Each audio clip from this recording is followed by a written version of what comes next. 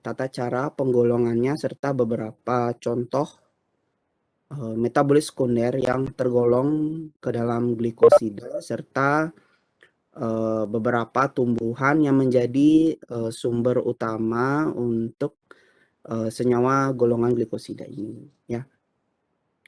Untuk materi sudah saya unggah pada halaman Oase, mungkin beberapa di antara kalian sudah ada yang mendownload dan membaca ya.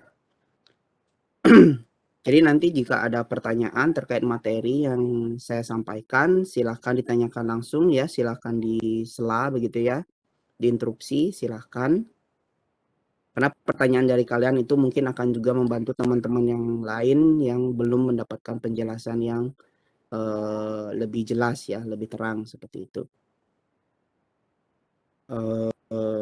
Kemudian nanti bila suara saya tidak terdengar dengan jelas atau terputus seperti itu ya, mohon diinfokan kepada saya supaya nanti tidak mubasir gitu ya, saya ngomong panjang lebar tapi ternyata suaranya tidak nyampai kepada kalian seperti itu ya. Oh ya, nanti juga akan ada sesi presentasi diskusi ya dari kelompok glikosida. Apakah kelompoknya sudah siap? Sudah, Bapak. Sudah ya, oke. Jadi nanti di akhir saja kita presentasi dan diskusi ya. Oke, kita akan membahas terlebih dahulu ya terkait dengan glikosida. Oke, jadi seperti yang sudah saya sampaikan bahwa kita akan membahas terkait dengan definisi, sifat, dan pembagian dari glikosida itu. Kemudian saya akan membahas 3 golongan glikosida berdasarkan struktur kimianya ya adik-adik ya.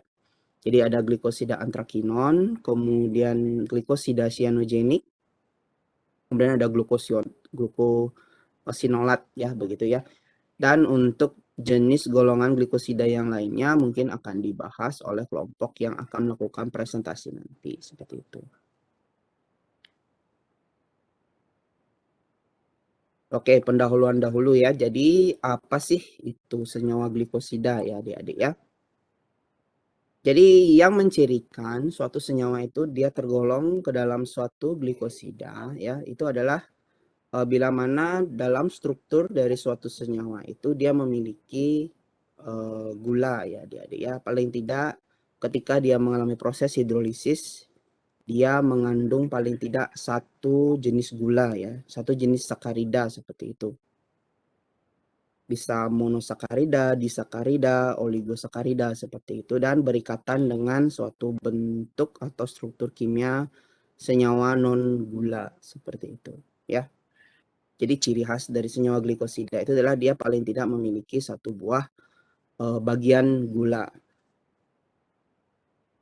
Nah, karena dia memiliki satu bagian gula ya, jadi di dalam tumbuhan glikosida ini dia merupakan metabolit yang merupakan campuran antara metabolit primer dan metabolit sekunder ya. Metabolit primernya ya tentu saja itu adalah sakaridanya ya adik-adik atau gulanya. Sementara metabolit sekundernya itu bisa macam-macam. Ya tergantung dari spesies tumbuhannya ya. Dia bisa menghasilkan flavonoid kah? Apakah dia menghasilkan steroid, triterpenoid seperti itu, alkaloid dan berbagai macam metabolit sekunder lainnya. Jadi paling tidak dia merupakan gabungan dari satu metabolit sekunder ya, seperti yang sudah saya sebutkan tadi dengan satu buah gula yang merupakan metabolit primer. Seperti itu.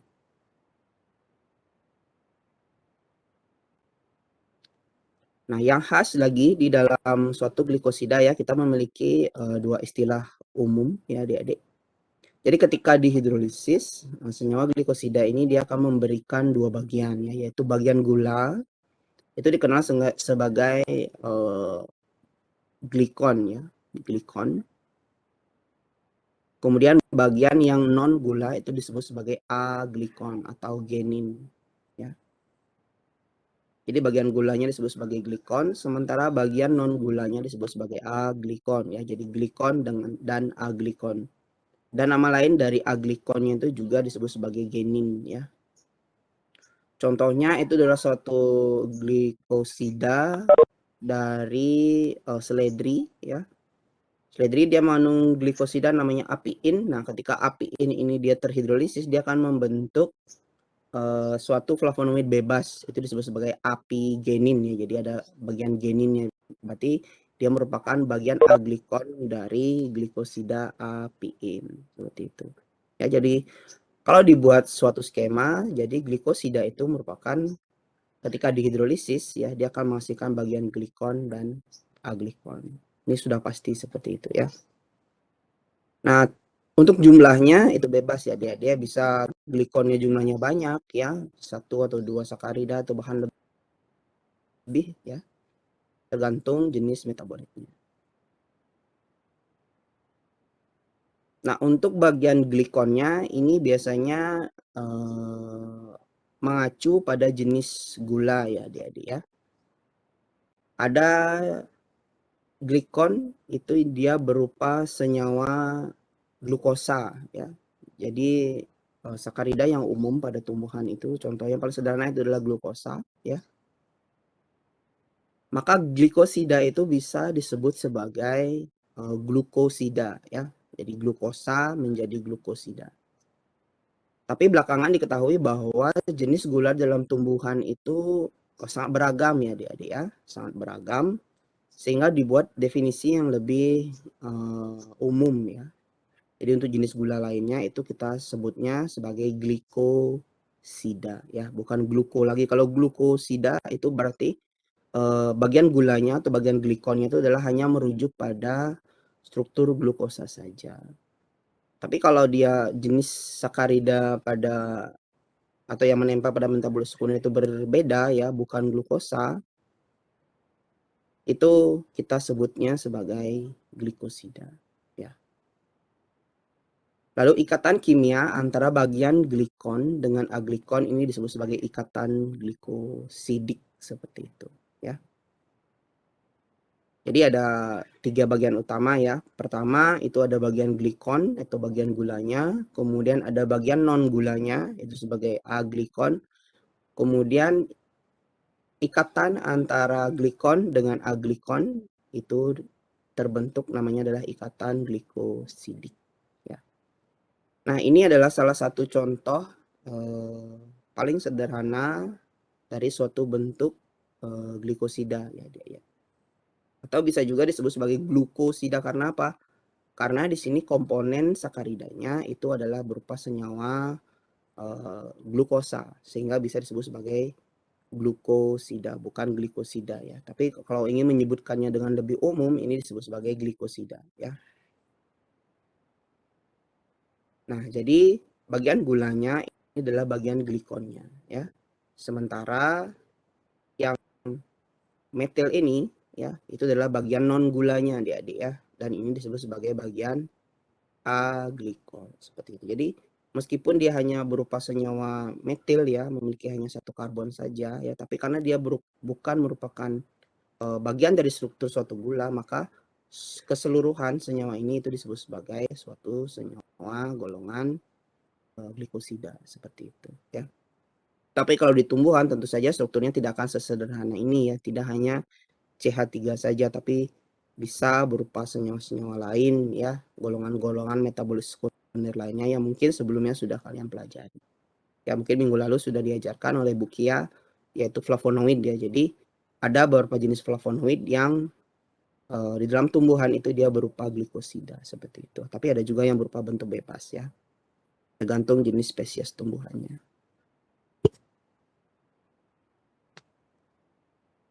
Kemudian tadi kita sudah membahas tentang definisi ya. Sekarang kita bahas tentang sifat-sifat dari glikosida itu ya. Jadi dalam proses reaksinya ya adik-adik ya, glikosida ini merupakan suatu senyawa asetal ya. Asetal mungkin di kimia organik sudah diajarkan seperti apa itu reaksi atau senyawa asetal itu ya. Dan dia terbentuk dari reaksi kondensasi antara gugus OH dari gula ya dengan gugus OH dari bagian non gulanya atau dari aglikon. Jadi untuk bisa membentuk suatu senyawa glikosida, ya, suatu metabolit sekunder itu paling tidak dia harus memiliki satu buah gugus hidroksi ya pada strukturnya, sehingga dengan adanya gugus hidroksi itu maka dia akan bisa membentuk suatu reaksi kondensasi dengan gugus OH yang ada pada struktur gula ya, sehingga dia bisa berikatan satu sama lain membentuk ikatan glikosidik. Nah, seperti itu. Itu syaratnya ya. Nah, karena senyawa glikosida ini dia memiliki atau berikatan dengan gula ya. Sebagaimana adik-adik ketahui bahwa gula itu dia memiliki gugus hidroksi yang cukup banyak ya adik-adik ya. Contohnya di sini dia memiliki berapa OH di sini ya, hidroksi ada 1, 2, 3, 4 ya. Nah, adanya gugus hidroksi pada struktur gula ini itu akan mengakibatkan senyawa glikosida itu dia cenderung polar adik-adik ya.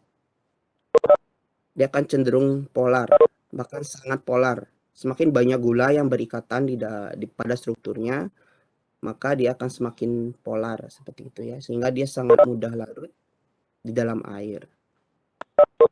Ya.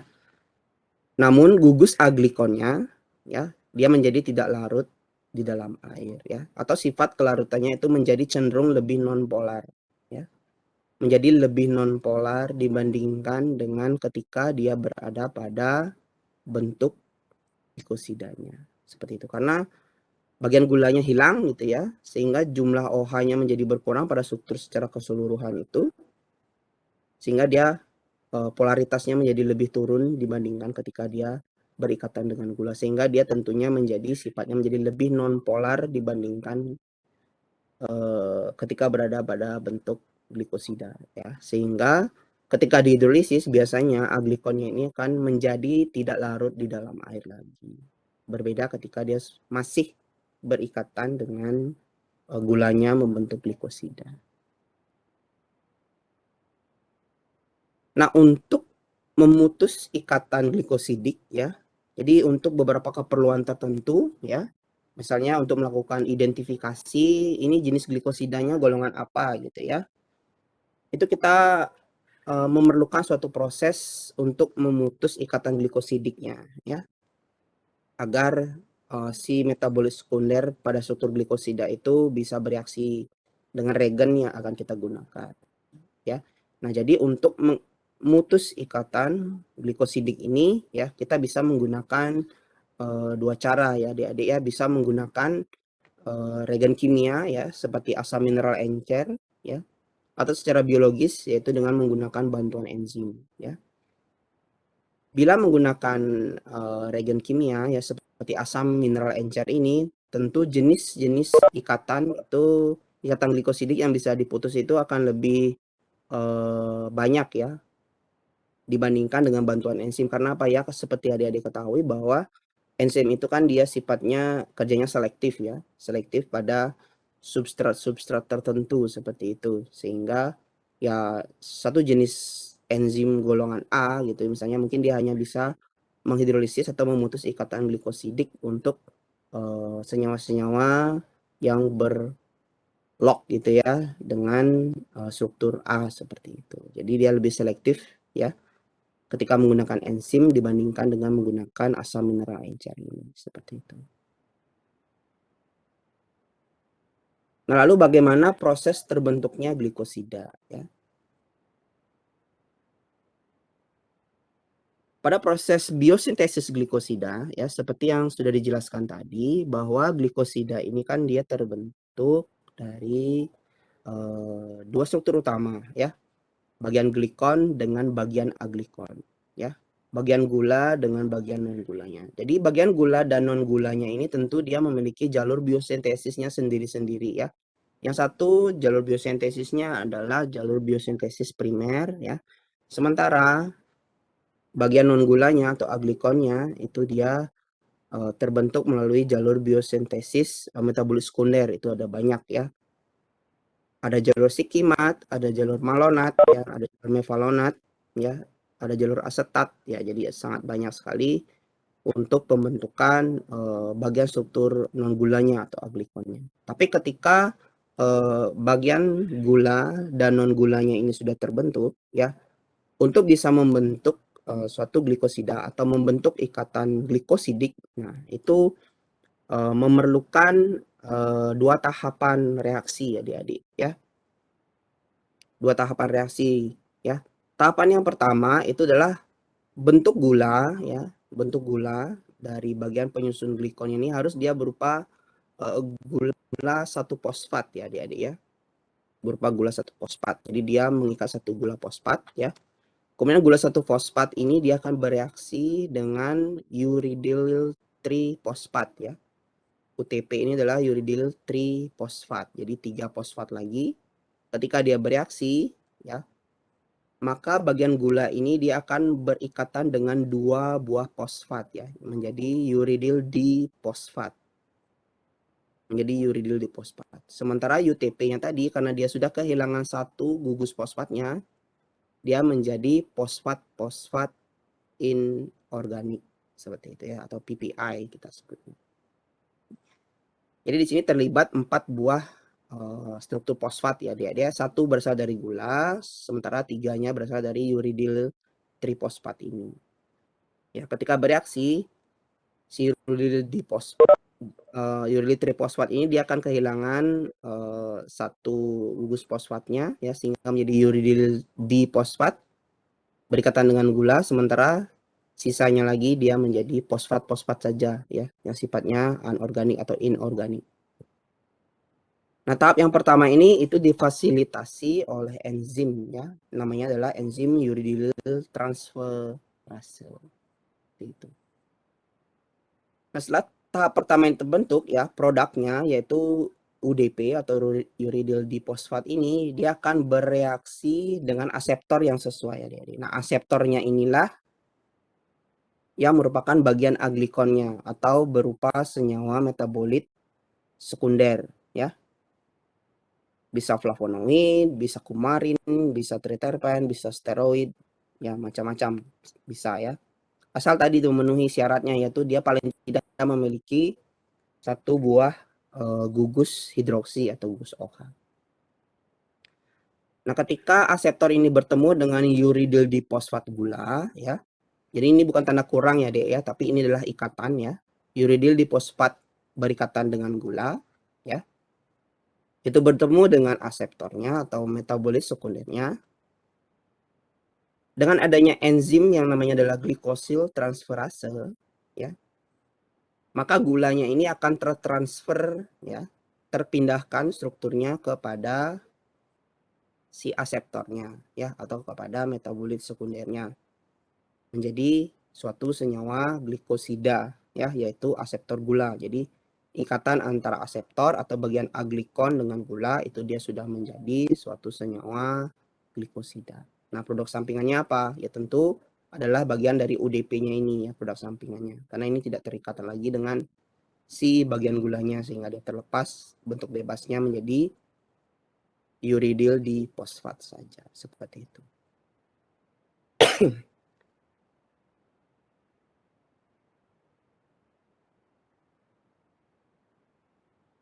Oke, mungkin karena sudah jam makan siang, kalau adik-adik mau makan silahkan ya, sambil mendengarkan kuliah, sambil minum juga boleh.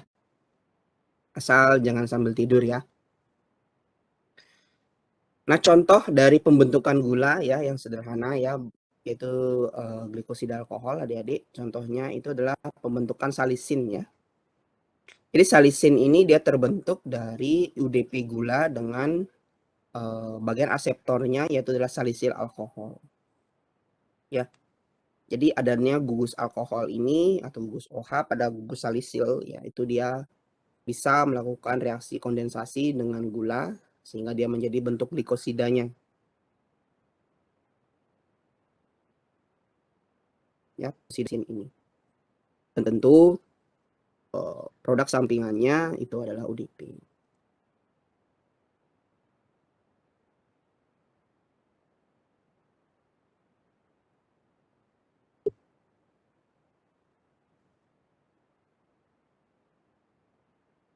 Silakan diinterupsi saja. Kemudian terkait dengan tata namanya ya, tata nama ya. namanya juga senyawa kimia gitu ya, biasanya orang akan memberikan tata nama penamaan ya supaya memudahkan untuk identifikasi. Biasanya untuk senyawa alkohol tentu biasanya belakangnya itu adalah ol ya, sementara kalau keton belakangnya on seperti itu. Nah, untuk senyawa glikosida biasanya secara trivial ya atau pasaran gitu ya istilahnya kalau trivial itu glikosida itu biasanya memiliki akhiran in ya dia memiliki nama akhiran in. Contohnya itu adalah salisin ya. Contohnya adalah senyawa salisin. Jadi karena dia berasal dari salisil alkohol ya, ini contohnya salisil alkohol, ketika dia sudah menjadi bentuk glikosida, maka il-nya ini itu menjadi in ya, menjadi salisin. Seperti itu contoh penamaan trivia. Tapi kalau secara sistematik ya, sistematik atau IUPAC-nya itu ya, atau konsensus orang-orang kimia secara menyeluruh di seluruh dunia gitu ya. Penggantian namanya itu adalah dengan melihat bagian gulanya adik-adik ya, bagian gulanya. Jadi pada gula itu kan biasanya ada suku kata, bukan suku kata ya, akhiran osa biasanya ya, seperti glukosa gitu ya, ramnosa, fruktosa, galaktosa seperti itu ya. Jadi biasanya osanya ini ketika dia membentuk suatu glikosida ya, itu dia menjadi osida adik-adik ya. Menjadi osida namanya.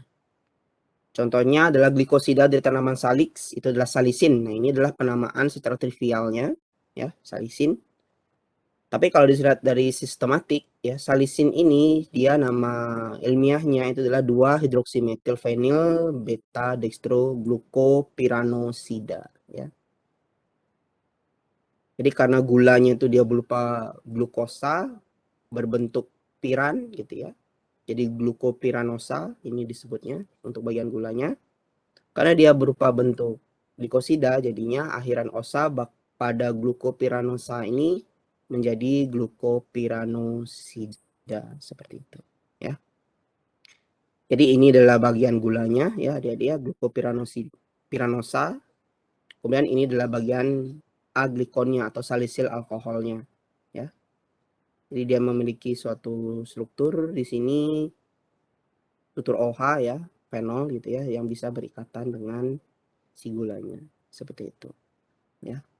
Dan ini disebut sebagai satu struktur glikosida yaitu salisin nama trivial.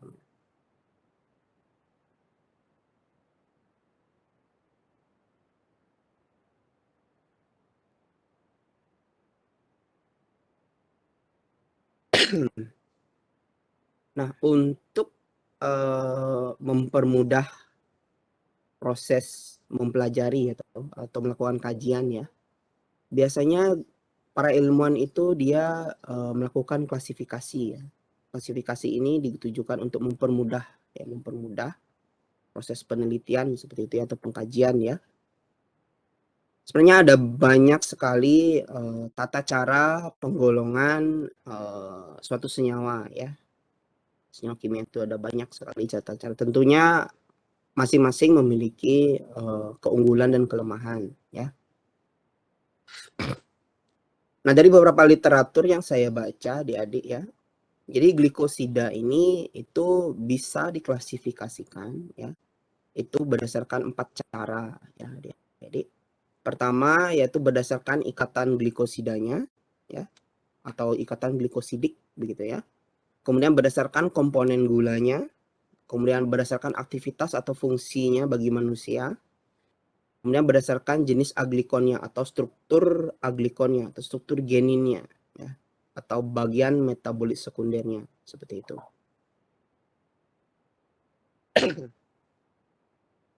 Kita akan bahas satu persatu ya.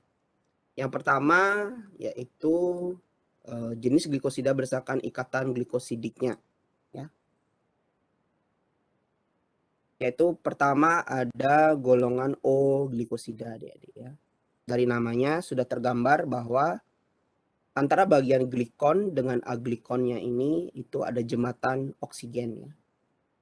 Jadi O ini mewakili oksigennya, O glikosida. Jadi antara glikon dengan bagian aglikonnya ini dia terjembatani oleh struktur atau oleh unsur oksigen ya, oleh atom oksigen. Contoh sederhana yang mungkin sudah saya tampilkan sejak dari tadi itu adalah sisa lisin ini ya adik-adik ya. Jadi antara bagian gula dengan bagian non gulanya ini dia dijembatani oleh atom oksigen. Sehingga sisa lisin ini dia tergolong ke dalam jenis O glikosida. Seperti itu. Jenis O glikosida. Tapi kalau dilihat dari tata cara yang lain, dia akan memiliki golongan yang lain juga tentunya ya. Maka dari itu ada banyak sekali tata cara penggolongannya yang umumnya, tapi yang saya temukan ada 4 cara.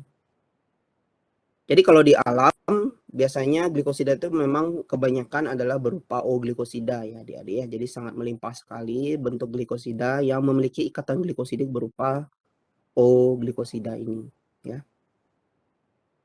Contoh-contohnya yang paling banyak dimanfaatkan di bidang farmasian itu adalah dari tanaman rubab, sena, dan formula. Dan yang kedua itu adalah S-glikosida ya. S itu artinya sulfur adik-adik ya. Jadi antara glikon dengan aglikonnya ini dia terjembatani oleh atom S ya, atom sulfur.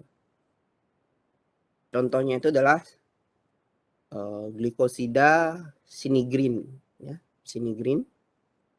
Jadi antara bagian gula dengan bagian non gulanya ini dia dijembatani oleh atom S ya.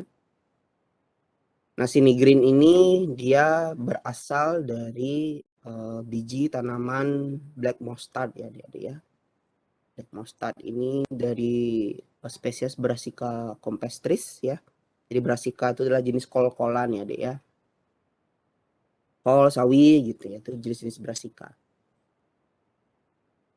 Ada satu lagi contohnya yaitu adalah sinalbin adik-adik ya. Sinalbin ini juga termasuk S-glikosida ya. Tapi dia berasal dari white mustard ya. Jadi gampang aja nanti kalau saya nanya golongan kemudian contoh senyawanya kalau mau dihafalin gitu ya. Jadi S-glikosida itu S berarti contoh senyawanya itu adalah S juga depannya adik-adik ya. Dan sini S-glikosida contohnya adalah sinigrin ya. Jadi kalau nigri itu artinya hitam, jadi black ya, black mustard asalnya tanamannya. Jadi contohnya seperti itu ya. Golongannya S-glikosida, contoh senyawanya itu adalah sinigrin. Sinigrin ini berasal dari mana? Dari black mustard karena nigra ya. Kemudian contoh lainnya apa? Sinalbin adik-adik, sinalbin. Jadi albi itu artinya putih. Jadi dia berasal dari white mustard seperti itu. Ya, seperti itu cara menghafal. Jadi saya kasih contoh yang gampang-gampang aja untuk dihafal ya, untuk diketahui karena ya memang mata kuliah farmakognosi ini banyak sekali menghafal ya. Mulai dari struktur senyawanya, kemudian sumber tanamannya, aktivitas farmakologinya ya. Jadi benar-benar sangat menghafal sekali. Jadi rajin-rajinlah membuat catatan kecil untuk dibawa-bawa kemana-mana untuk dipelajari ya. Kemudian yang ketiga ya berdasarkan ikatan glikosidik itu ada golongan N-glikosida. Jadi antara glikon dengan aglikonnya itu dijembatani oleh atom N ya.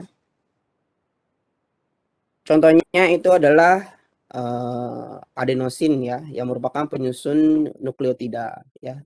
Tidak hanya pada tumbuhan tapi pada manusia juga ada glikosidanya adik-adik ya. Jadi struktur DNA dan RNA kita ya itu kan ada ribosa RNA ya, ribonukleik acid gitu ya. Kemudian deoksiribonukleik acid ya. Jadi itu merupakan suatu bentuk glikosida adik-adik ya.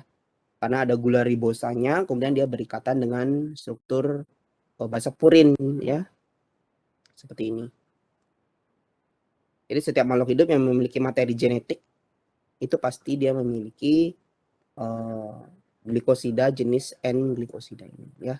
Jadi antara basa purin dengan bagian gulanya, contohnya itu ribosa itu ya, dia berikatan pada struktur N-nya seperti itu. Jadi disebut sebagai N-glikosida, terjembatani dengan N-glikosida seperti itu. Ya, itu yang golongan ketiga berdasarkan ikatan glikosidiknya. Kemudian yang keempat itu adalah C-glikosida.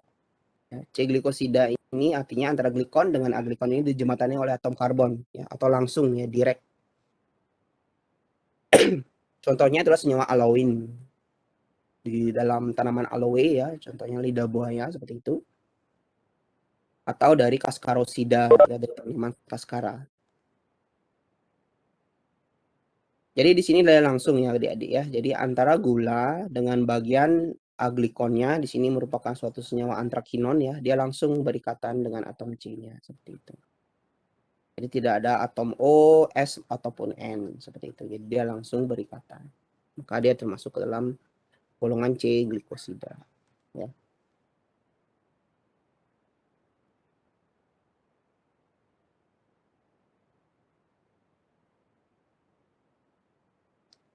Ya, itu untuk tata cara penggolongan yang pertama ya adik-adik ya, berdasarkan ikatan glikosidiknya ya. Kemudian tata cara yang kedua itu adalah berdasarkan komponen gulanya atau bagian glikonnya ya. Pesan glikonnya. Jadi karena berdasarkan glikonnya, jadi ya kita lihat dia bagian glikonnya apa, gulanya ya. Apakah dia glukosa, fruktosa, seperti itu ya. Jadi kalau dia glukosa tunggal gitu ya, tentu kita akan menggolongkannya dalam satu golongan yang sama ya. Jadi kalau contohnya, jadi kalau dia bagian gulanya atau glikonnya itu adalah glukosa adik-adik, maka dia digolongkan ke dalam jenis glukosida ya. Jenis glukosida karena dia bagian glikonnya adalah glukosa. Contohnya tadi salisin, prunasin, dan aloin. Ya. Salisin, prunasin, dan aloin ini termasuk ke dalam glukosida. Karena apa? Karena bagian gulanya itu adalah glukosa. Dan glukosanya itu tunggal adik-adik. Ya. Kemudian kalau ramnosa bagian gulanya maka disebut sebagai ramnosida. Ya. Contohnya itu ada frangulin, quercitrin, camphorol 3 ramnosida, pitexin 2O ramnosida. Jadi karena gulanya itu adalah berupa senyawa ramnosa, maka dia termasuk ke dalam golongan ramnosida. Kalau gulanya berupa fruktosa, ya fruktosida. Kalau dia gulanya galaktosa, disebut sebagai galaktosida. Ya. Nah, kelemahan dari tata cara penggolongan berdasarkan komponen gulanya ini adalah glikosida di alam itu dia kebanyakan tidak hanya berupa gula tunggal adik-adik ya. Ya. Tidak hanya berupa gula tunggal. Jadi gulanya itu bisa berbagai jenis ya, yang bergandengan satu sama lain membentuk rantai gitu ya. Jadi bisa berikatan glukosa, kemudian ramnosa gitu, kemudian glukosa lagi, kemudian ada cabangnya ramnosa seperti itu. Nah, itu akan menyulitkan nanti kita akan memasukkan dia ke dalam golongan yang mana nih? Kalau dimasukkan ke dalam golongan glukosida, oh dia ada ramnosanya. Tapi kalau kita masukkan ke dalam golongan ramnosa atau ramnosida, oh dia ada bagian glukosanya seperti itu. Jadi agak menyulitkan begitu ya untuk tata cara penggolongan berdasarkan komponen gula ini. Tapi kalau dia jenis gulanya tunggal gitu ya, tentu bisa digunakan ya tata cara penggolongan glikosida yang berdasarkan komponen gulanya ini seperti itu ya. Nah, itu kelemahan dari tata cara penggolongan glikosida berdasarkan komponen gulanya. Kemudian yang ketiga itu ada jenis glikosida berdasarkan aktivitas atau fungsinya ya. Jadi tata cara penggolongan ini itu adalah berdasarkan penggunaannya oleh manusia adik-adik ya. Jadi manusia menggunakan si senyawa glikosida ini untuk apa gitu ya. Maka dari sana kita menggolongkannya menjadi beberapa fungsi atau beberapa aktivitas yang mencolok tentunya ya. Nah, sebelum kita melihat pemanfaatan oleh manusia ya, atau fungsi bagi manusia dari senyawa glikosida itu, kita harus melihat dulu ya di tumbuhan itu glikosida tuh ngapain sih dibentuk gitu ya. Untuk apa glikosida itu dibentuk di dalam tubuh tumbuhan, ya. Yang pertama, ya, glikosida itu dia digunakan sebagai cadangan gula temporer, adik-adik, ya. Jadi cadangan gula temporer. Jadi selain berupa amilum, ya, gula-gula yang diproduksi oleh tumbuhan itu juga disimpan dalam bentuk glikosida. Kalau pada manusia, cadangan gula temporernya apa? Ada yang tahu nggak?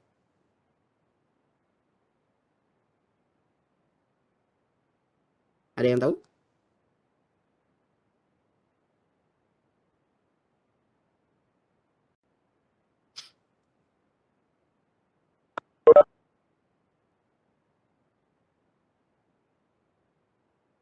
Ada yang tahu nggak?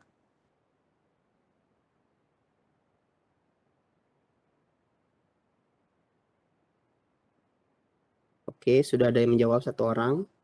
Jawabannya benar. Yang lainnya, ada yang tahu?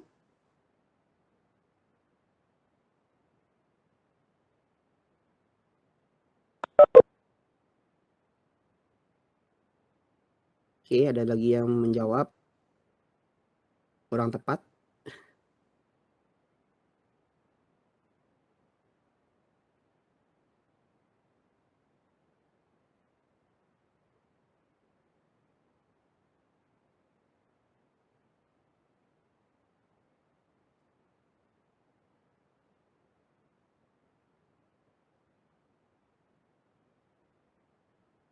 Oke, jawabannya bermacam-macam, ya. Ada yang menyebut glikogen, kemudian ada yang glukon, kemudian ada sebut lemak, ada juga yang karbohidrat. Oke. Kebanyakan menjawab glikogen, ya. Oke, jadi jawabannya ya benar, itu adalah glikogen, ya, adik-adik, ya. Jadi cadangan gula yang paling cepat, ya, untuk dimanfaatkan, ya. Jadi ketika disimpan kemudian bisa langsung digunakan, ya, tanpa proses yang ribet, gitu, ya. Itu adalah glikogen. Ya. Kalau lemak itu bisa, tapi itu cadangan gula yang mungkin lebih lama, ya, adik-adik, ya, karena proses untuk menguraikan menjadi bentuk glukosa lagi, ya, yang bisa digunakan oleh otot untuk membentuk ATP, itu prosesnya uh, lebih panjang, ya. Protein sebenarnya juga bisa, ya, tapi tentu protein itu lebih sulit lagi, ya, karena dia sudah menjadi bagian struktural di dalam tubuh kita. Jadi lebih susah, gitu, ya, untuk dibuat lagi dalam bentuk glukosa untuk dimanfaatkan dalam proses pembentukan ATP, ya. Jadi untuk yang jawab glikogen, jawabannya tepat, ya. Itu adalah cadangan gula temporer pada tubuh manusia. Kalau pada hewan, sama, ya, glikogen juga. Itu adalah fungsi yang pertama, ya, bagi tumbuhan dari glikosida itu, yaitu sebagai cadangan gula temporer. Kemudian yang kedua itu adalah untuk proses detoksikasi, ya. Detoksikasi artinya adalah untuk menurunkan sifat racun, ya, ya. Detoksikasi atau mengeluarkan sifat racun. Namanya juga detox, gitu, ya. Detox, mengurangkan sifat toksin seperti itu, ya. Jadi adik-adik, ketika tumbuhan itu memproduksi metabolit sekunder, ya, tidak jarang metabolit sekunder itu dibentuk atau diproduksi, ya, ketika si tumbuhan itu dalam kondisi atau dalam situasi yang terancam, adik-adik, ya. Misalnya dia terinfeksi, bukan, tergigit oleh hama seperti itu, ya, atau lingkungan tempat tumbuh yang tidak bagus, banyak mineral-mineral logam berat seperti itu, ya. Contohnya seperti itu. Nah, untuk menghalau itu, ya, misalnya menghalau hama, gitu, ya, itu biasanya tumbuhan akan memproduksi metabolit sekunder. Misalnya supaya tidak dimakan, gitu, ya, oleh manusia, biasanya tumbuhan itu dia memproduksi senyawa-senyawa sifatnya pahit, gitu. Contohnya, ya, contohnya seperti itu. Bagian daunnya rasanya pahit. Tapi kadang-kadang ketika dia memproduksi metabolit sekunder itu, ya, itu dia cukup toksik sebenarnya untuk tumbuhannya itu sendiri, ya, ya. Nah, untuk mengurangi akumulasi, ya, ketika diproduksi, ya, kebanyakan metabolit sekunder itu dia sifatnya adalah tidak begitu polar, ya, sehingga saat diproduksi menjadi produknya gitu ya, biasanya dia terakumulasi pada satu bagian tumbuhan saja, satu bagian tumbuhan, misalnya di daun saja seperti itu ya. Misalnya ketika dia terakumulasi dalam jumlah yang sangat tinggi, itu dia akan menimbulkan sifat toksiknya ya. Nah, untuk mengurangi sifat toksiknya, salah satu caranya adalah ya tentu dengan cara mendistribusikan metabolit sekunder tadi itu ke seluruh tubuh dari tumbuhannya ya, sehingga dia tidak terakumulasi lagi dalam satu bagian organ tumbuhan itu. Nah, sebagaimana adik-adik ketahui bahwa tubuh dari tumbuhan itu kan kebanyakan merupakan air gitu ya. Nah, sehingga tata cara untuk meningkatkan kelarutan dari senyawa metabolit sekunder itu yang terakumulasi tadi itu adalah dengan meningkatkan polaritasnya ya. Salah satu caranya tentu dengan memberikan ikatan gula seperti itu, sehingga dia akan lebih mudah terbawa oleh air ya, sehingga dia akan bisa terdistribusi ke bagian lain dari tumbuhan seperti itu ya, sehingga dia tidak terakumulasi lagi dan menimbulkan sifat toksik seperti itu ya. Jadi itu adalah fungsi dari pembentukan glikosida dalam tumbuhan yang kedua.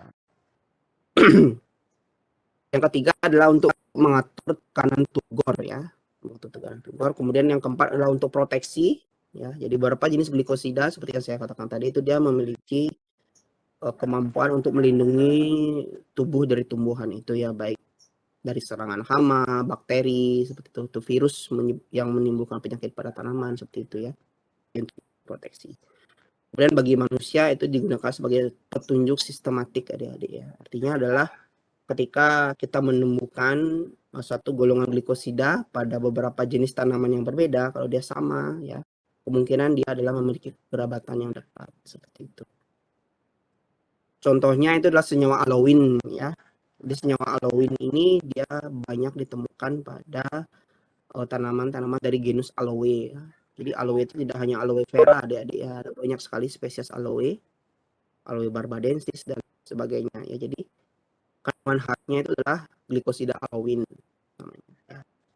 Nanti kita akan lihat. Jadi seperti itu ya fungsi dari pembentukan glikosida di dalam tumbuhan. Lalu manusia memanfaatkannya ya, memanfaatkannya dengan tujuan tertentu. Nah, dari situlah kemudian muncul jenis-jenis glikosida berdasarkan aktivitas atau fungsinya ya. Yang pertama ya, jenis glikosida berdasarkan aktivitas atau fungsinya itu ya adalah glikosida yang bersifat seperti sabun ya, atau dikenal sebagai saponin ya. Jadi sabun yang bahasanya kita tuh sabun ya, itu diadopsi dari bahasa Latin yaitu sapon adik-adik ya, sapon. Sapon itu artinya dia berbusa seperti itu ya. Jadi karena dia golongan glikosida, maka dia diberikan akhiran in ya, dia namanya adalah saponin. Ya. Jadi glikosida golongan saponin ini ya, dia memiliki sifat seperti sabun ya. Artinya ketika di dalam air ya, dia bisa menimbulkan busa dia ketika dikocok ya. Jadi kalau orang-orang zaman dulu gitu ya, nenek kakek kalian gitu, mungkin kalau keramas itu kan masih menggunakan beberapa jenis tanaman atau daun tanaman ya, dibejek-bejek gitu kemudian dioleskan di rambut, timbul busa seperti itu ya. Dan itu memang bisa digunakan untuk membersihkan ya, karena itu kandungan dari saponinnya itu tadi. Ya. Jadi dia bisa menimbulkan busa ketika dikocok ya. Kemudian selain itu saponin ini ya, simplicia yang mengandung saponin ini juga sifatnya iritan dia. Jadi ketika terhirup ya ke dalam hidung gitu, dia akan mengiritasi selaput lendir di dalam hidung gitu ya, sehingga dia bisa menimbulkan keinginan untuk bersin ya.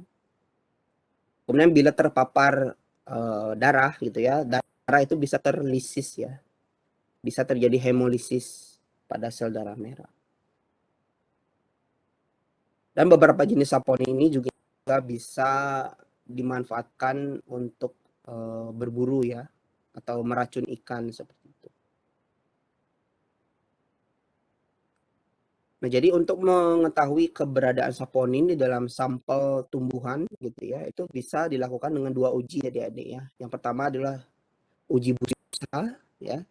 Kemudian uji yang kedua adalah uji hemolisis.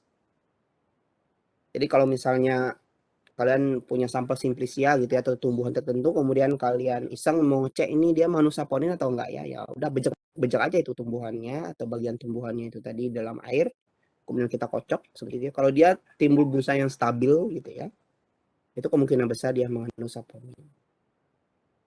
Begitu juga ketika ekstrak dari tumbuhan itu kita teteskan pada sel darah merah ya, kemudian kita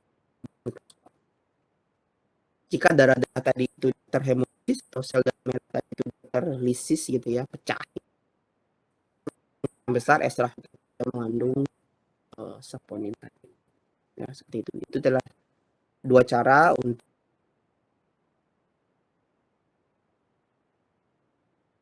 melakukan ya, mengetahui suatu itu dia mengandung saponin atau tidak. Nah, seperti glikosida yang lainnya ya, saponin ini juga dia bisa dihidrolisis adik-adik ya. Jadi ketika dia dihidrolisis, bagian non gulanya itu memiliki penamaan istilah yang spesial adik-adik ya, yaitu sapogenin ya. Namanya adalah sapogenin. Jadi bagian non gula dari saponin ini adalah disebut dengan istilah sapogenin ya.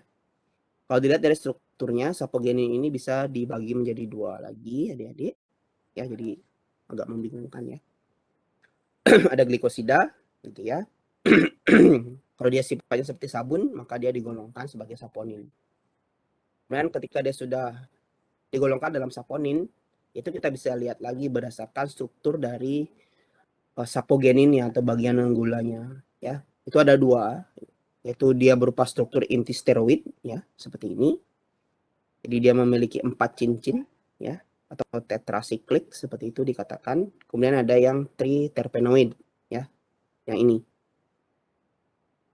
Itu dia memiliki 5 buah cincin. Tapi ada juga beberapa jenis triterpenoid yang cincinnya hanya 4 ya, tapi yang menjadi ciri khas dari triterpenoid itu adalah jumlah atom karbonnya itu adalah 30 adik-adik ya. Nanti juga akan kalian pelajari di materi triterpenoid mungkin ya. Itu kan dijelaskan jenis-jenis golongan triterpen ya. Jadi ciri khasnya adalah kalau dia jumlah atom karbonnya 30, maka dia termasuk dalam golongan triterpenoid. Tapi kalau kurang dari 30 ya, tapi strukturnya seperti ini ya, itu dia masuk ke golongan saponin steroid seperti itu. Lalu contoh-contoh tanaman yang menghasilkan saponin ini yang bermanfaat bagi farmasi apa sih? Ini. Yang pertama golongan steroidal saponin ya. Artinya saponin-saponin yang struktur aglikonnya itu memiliki struktur utama berupa steroid ya. Contohnya itu adalah senyawa diosgenin dan hekogenin dari tanaman Dioscorea. Dioscorea itu adalah tanaman gadung ya. Ini contoh tanamannya. Jadi diosgenin dan hekogenin ini bisa dimanfaatkan sebagai bahan baku untuk memproduksi hormon adik-adik ya, atau preparat steroid lainnya seperti itu ya. Di diosgenin ini bisa digunakan sebagai bahan untuk membentuk progesteron ya. Sementara kalau hekogenin ini dia dimanfaatkan untuk membentuk senyawa kortison. Jadi kortison ini adalah salah satu bahan aktif salep golongan steroid ya, untuk salep obat gatal gitu misalnya, atau salep-salep untuk alergi ya. Seperti itu. Dan kalau secara tradisional ya, ternyata tanaman Dioskera ini itu dimanfaatkan untuk mengobati rematik artritis adik-adik. Jadi nyeri rematik atau pembengkakan karena rematik. Jadi sangat cocok sekali karena dia memiliki kandungan hekogenin ini, di mana hekogenin ini dia memiliki kemampuan seperti kortison ya, sebagai anti inflamasi atau anti pembengkakan seperti itu. Contoh yang pertama steroid saponin. Kemudian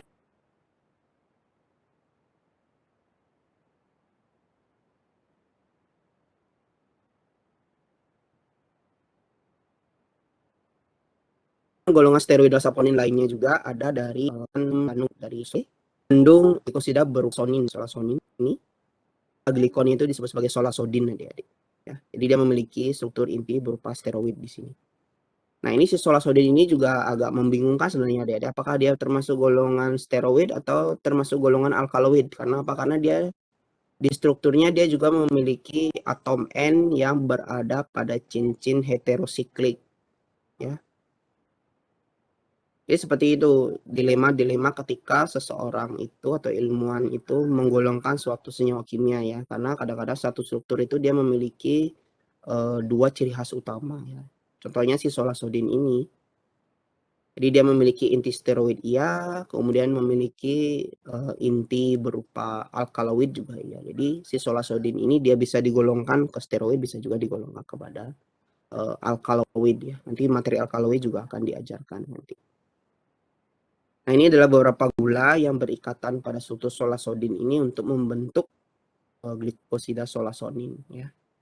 Nah, seperti ini gulanya. Jadi tidak cuma satu aja adik-adik, ya. Ini bisa panjang, bisa berantai, ya. Ini 3 saja, ya, yang bentuknya bercabang seperti itu.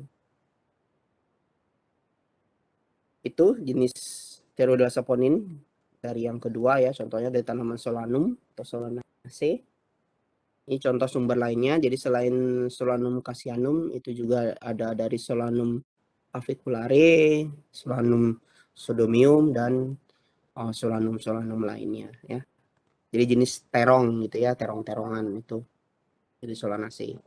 Terong, cabe, kentang itu masuk ke dalam jenis Solanaceae juga.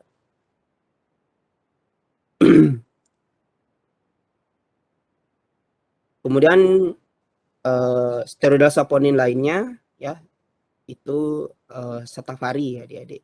Setavari ini berasal dari akar dan daun kering dari Asparagus racemosus.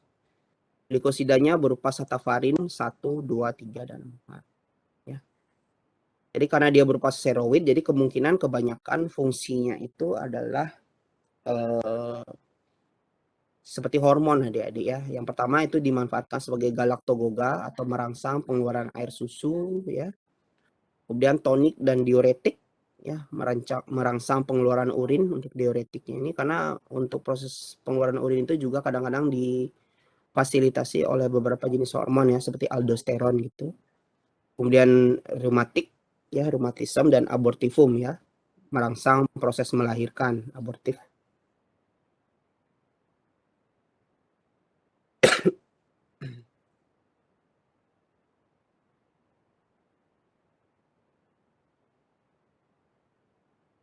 Kemudian tadi sudah yang steroidal saponin, sekarang kita menginjak ke yang triterpenoidal, ya. Kalau yang triterpenoidal ini ada juga yang dibagi lagi menjadi 2 jenis adik-adik, ya. Ada yang strukturnya berupa pentasiklik, ada juga yang berupa tetrasiklik, ya. Kalau yang pentasiklik contohnya itu seperti alpha amirin, beta amirin, dan lupeol. Sementara kalau yang tetrasiklik itu adalah ginsenosida, ya, dari tanaman ginseng, ya. Glikosida turunan triterpen ini banyak ditemukan pada jenis tanaman Glycyrrhiza glabra, ya, itu dengan kandungan licorice-nya. Jadi untuk pelega tenggorokan dan banyak dimanfaatkan untuk bahan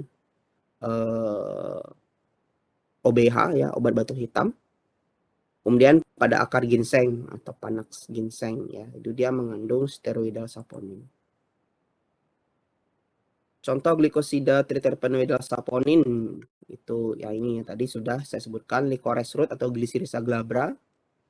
Kandungan utamanya itu adalah glycyrrhizinic acid, ya. Jadi ini yang memberikan efek membantu pengeluaran dahak adik-adik, ya. Dia sifatnya sebagai ekspektoran. Kemudian ada Quillia bark, ya. Contohnya itu adalah senegin, ya. Dia sebagai emulsifying agent, ya. Kemudian ada Panax ginseng, itu dengan kandungan utamanya berupa ginsenosida. Ini dimanfaatkan sebagai tonik, ya, atau penambah stamina.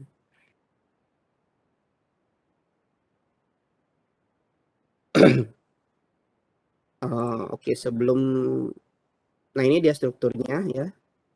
Glycyrrhizinic acid itu seperti ini strukturnya. Jadi dia merupakan triterpenoid pentasiklik 1, 2, 3, 4, 5. Jadi dia pentasiklik, ya. Ada 5. Sementara kalau yang enosida itu dia memiliki 4 siklik triterpenoid tetrasiklik ya, 1, 2, 3, 4.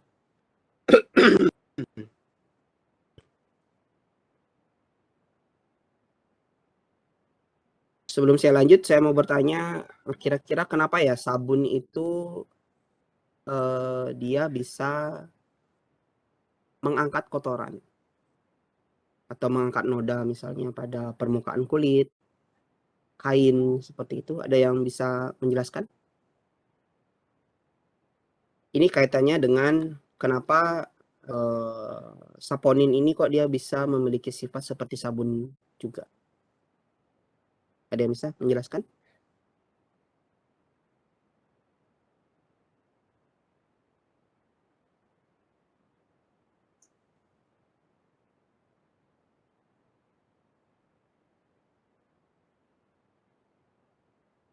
Mohon izin mencoba menjawab, Pak. Yuk, silakan. Siapa nih? Yaya Nasri. Baik, Pak, terima kasih. Yang saya ketahui kebetulan juga baru dapat kemarin teorinya. Ya, silakan. Baik, untuk sabun itu kan dia terdiri atas garam natrium dan asam lemak seperti itu. Kemudian jadinya dia itu punya dua kutub kepolaran yang berbeda, yaitu polar sama non polar. Nah, nanti pada saat kita pakai sabunnya buat misalnya mencuci piring atau dengan untuk di kulit seperti itu, dia tuh dapat berperan sebagai emulsifier. Jadinya atau untuk membantu menjaga kestabilan emosi minyak dan airnya itu. Nah, sehingga sabun ini dikatakan bisa membersihkan kotoran dan juga lemak seperti itu, Pak. Yang saya ketahui seperti itu. Mohon maaf bila keliru. Terima kasih, Oke. Pak. Oke.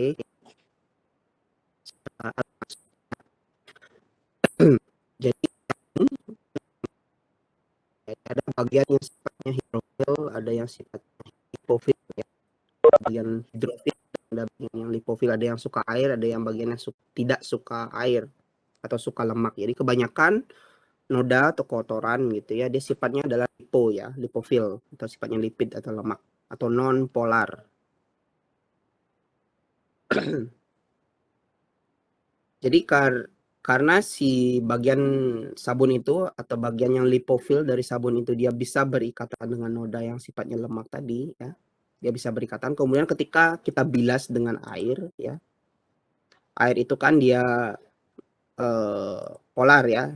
Jadi bagian polar dari sabunnya inilah yang akan bisa membawa kotorannya ini tadi seperti itu ya. Jadi bagian lipofilnya dia akan berikatan dengan noda, kemudian bagian hidrofilnya itu akan berikatan dengan air sehingga noda itu bisa tercuci atau terbersihkan seperti itu. Begitu juga dengan yang si saponin ini adik-adik ya. Jadi seperti kita lihat dari struktur kimianya seperti ini. Karena dia berupa glikosida ya, jadi dia bisa memiliki dua kutub adik-adik ya. Jadi di sini bagian gulanya ini dia sifatnya adalah polar ya. Karena banyak OH-nya di sini. Sementara bagian A-glikonnya itu dia sifatnya banyak rantai karbon ya, rantai karbon panjang. Sebagaimana teorinya bahwa semakin banyak karbon ya, itu sifatnya adalah semakin lemak gitu adik ya, atau lipofil ya, atau hidrofob gitu. Sehingga bagian dari non gulanya inilah yang akan berikatan dengan noda-noda ya, dengan kotoran-kotoran yang melekat itu tadi ya. Sehingga bagian dari non gulanya ini mengikat noda ya, kemudian bagian gulanya ini dia akan mudah terbawa oleh air sehingga sifatnya adalah sama persis seperti sifat sabun itu tadi ya. Jadi selain sebagai sabun, glikosida ini, golongan sabun ini dia juga bisa digunakan sebagai emulsifying agent ya, atau membantu pembentukan emulsi. Pada waktu kuliah farmasetika ya mungkin dijelaskan tentang bentuk sediaan emulsi gitu ya. Jadi emulsi itu merupakan sistem dua fase ya. Jadi dia bukan larutan ya, tapi dia merupakan sistem dua fase. Jadi ada bagian lemaknya, ada bagian airnya seperti itu. Nah, untuk bisa mendispersikan salah satu fasenya secara stabil ya, itu dibutuhkan suatu senyawa yang bisa mengikat fase 1 dengan fase yang kedua, atau fase lemak dengan fase airnya. Nah, itulah dibutuhkan namanya adalah emulsifying agent ya. Jadi saponin ini merupakan salah satu emulsifying agent yang sifatnya natural adik-adik ya. Seperti itu ya, itu teorinya. Untuk pemanfaatan saponin di bidang farmasi. Kemudian tadi sudah yang sifatnya seperti sabun ya. Kemudian ada sebagai kardiotonik atau kita kenal sebagai glikosida jantung. Kalau glikosida jantung ini sebenarnya dia masuknya ke kategori glikosida steroid ya adik-adik ya, karena cincin utamanya itu adalah berupa steroid. Ya, tapi yang membedakannya dari steroid-steroid yang kita bahas sebelumnya itu adalah dia memiliki cincin lakton adik-adik ya. Ini cincin lakton yang mengakibatkan dia memiliki aktivitas yang sangat kuat terhadap kontraksi otot jantung ya. Sehingga dua struktur utama ini itu dimasukkan sebagai glikosida jantung ya. Kalau dikatakan sebagai saponin juga ya bisa, karena dia memiliki cincin berupa steroid ya, tapi karena dia aktivitasnya lebih kuat ke jantung ya, ya dibuatkan lagi golongan baru yaitu sebagai glikosida jantung seperti itu ya. Nah, dari struktur ini dia merupakan senyawa steroid ya, dia memiliki cincin lakton. Cincin lakton itu ada dua ya, adik-adik ya, dipisahkan lagi ya. Kalau dia berupa gamma lakton itu disebut sebagai cardenolida ya, seperti ini disebut sebagai gamma lakton. Kemudian kalau dia delta lakton itu disebut sebagai bufadienolida ya, bufadienolida. Seperti ini strukturnya. Kemudian bagian glikonnya itu berbagai jenis gula yang khas ya, seperti digitoxosa, simarosa, digitalosa, raminosa, dan sarmentosa ya. Dan ini dia memiliki aktivitas sangat kuat pada kontraksi otot jantung ya. Jadi ini bisa dimanfaatkan untuk membuat obat-obat jantung ya. Contohnya itu adalah digoxin ya, digoxin. Jadi digoxin itu adalah salah satu preparat untuk obat jantung untuk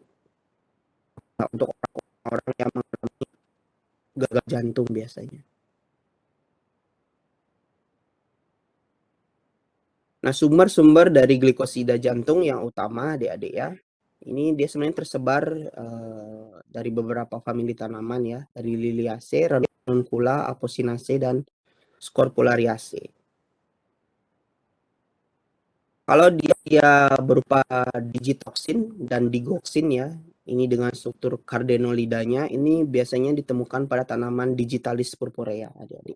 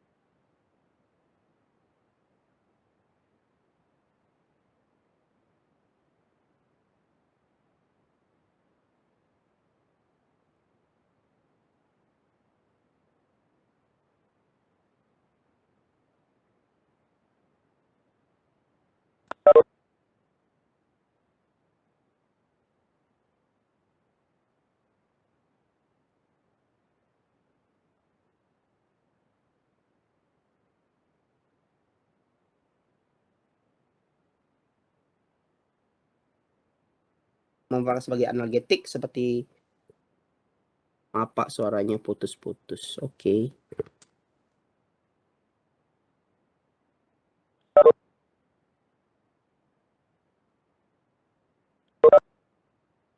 Oke. Apakah suara sudah tidak putus-putus lagi? Baru terdengar, Pak. Tadi sempat hilang. Ya, di ya, ya, slide oke. selanjutnya. Makasih Pak. Ya, mungkin dari sini ya. Jadi tadi kalau yang glikosida jantung yang dengan struktur utama cardenolida itu contohnya itu dari tanaman digitalis dan strophanthus ya adik-adik ya. Sementara kalau yang bufadienolida itu kebanyakan berasal dari suku Liliaceae ya. Contohnya Urgenia maritima, Scilla maritima, Dreamia maritima. Seperti itu. Ya.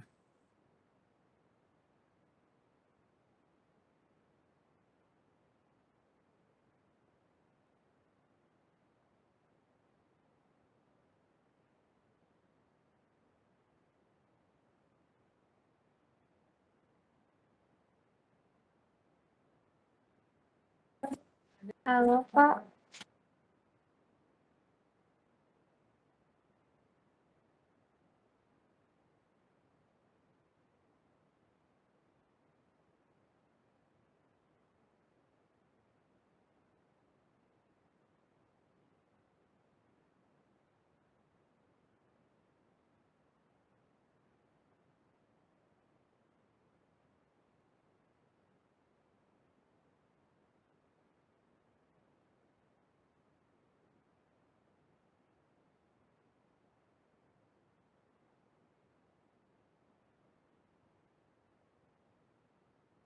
Mohon maaf Pak, suaranya tidak terdengar. Oh, oke.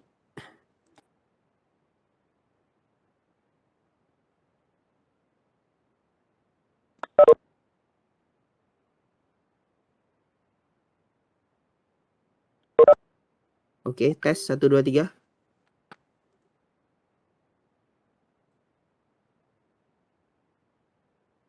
Apakah suara saya sudah masuk?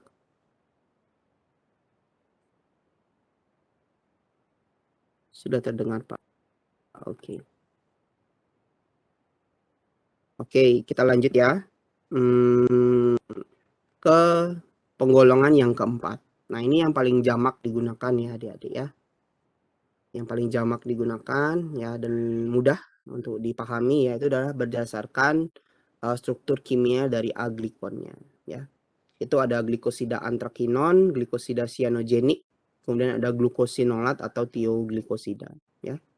Ada glikosida flavonol, lakton, alkohol, fenolik, aldehid dan tanin ya adik-adik. Tapi yang untuk saya hanya membahas 3 saja ya. Sementara sisanya nanti akan dibantu oleh kelompok yang presentasi nanti. Oke. Pertama glikosida antrakinon ya. Jadi antrakinon itu dia memiliki struktur dasar berupa antrasena ya, seperti ini namanya antrasena adik-adik.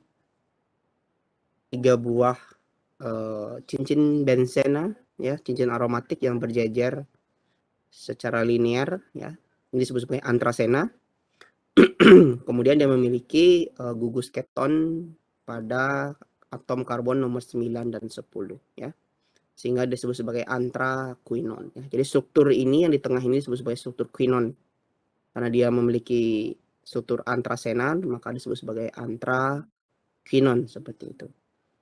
Antraquinon ini dia bisa terbentuk ya melalui 2 jalur metabolisme ya.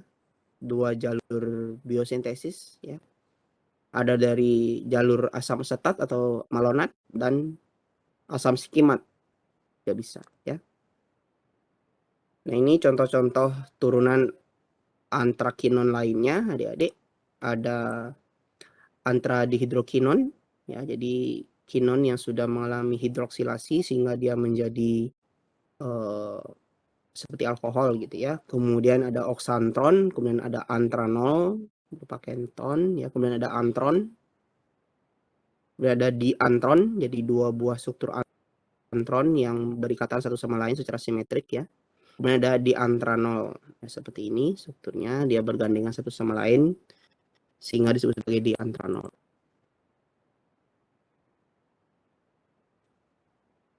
Nah, ini adalah jalur biosintesis dari asam asetat atau jalur malonat ya.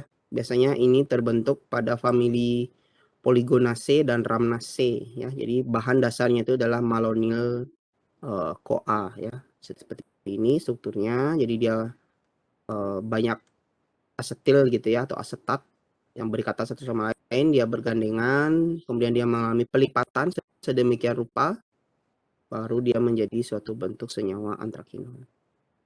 Ya, cukup tahu aja ya adik-adik ya. Kemudian ini yang jalur sikimat, ini biasanya terbentuk pada famili Rubiaceae dan Gesneriaceae. Ya, ini bahan bakunya adalah asam sikimat, kemudian perpanjangannya itu adalah menggunakan alfa ketoglutarat.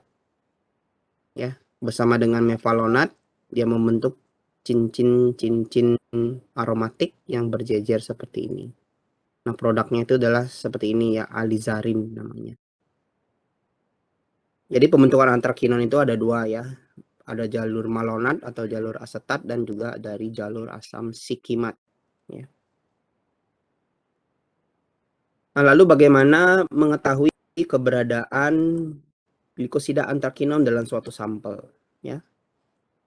Caranya adalah dengan mengidentifikasi keberadaan aglikonnya, yaitu antrakinonnya dia. Jadi terlebih dahulu kita harus melakukan hidrolisis terhadap bagian gulanya. Ya.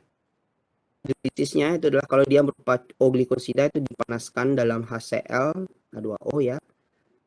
Tapi kalau dia berupa C-glikosida itu bisa menggunakan ferriklorida dan HCl. Ya. Nanti setelah terhidrolisis baru kita reaksikan dengan basa ya, dengan senyawa yang sifatnya basa seperti NaOH atau amonia ya. Nanti dia akan membentuk warna pink atau warna violet. Nah, itu adalah tanda bahwa sampel kita itu dia mengandung senyawa antraquinon ya. Itu adalah uji screening untuk senyawa antraquinon. Sumber-sumber senyawa antrakinon ini banyak adik-adik ya, dari dikotil, monokotil, fungi ya. Dan ada lihen ya, seperti ini lihen.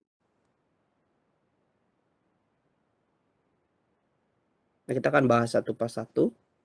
Pertama ada glikosida yang namanya adalah glikosida aloe ya, atau dari tanaman aloe. Jadi contohnya itu adalah senyawa aloe emodin adik-adik. Ya, nama glikosida adalah aloe emodin. Ini dia berasal dari lateks kering dari daun tanaman Aloe barbadensis, Aloe ferox, Perigi africana spicata ya. Seperti itu. Jadi ini adalah salah satu contoh pemanfaatan glikosida untuk petunjuk sistematik ya. Jadi keluarga aloe itu dia memiliki kandungan utama glikosida yaitu aloe emodin.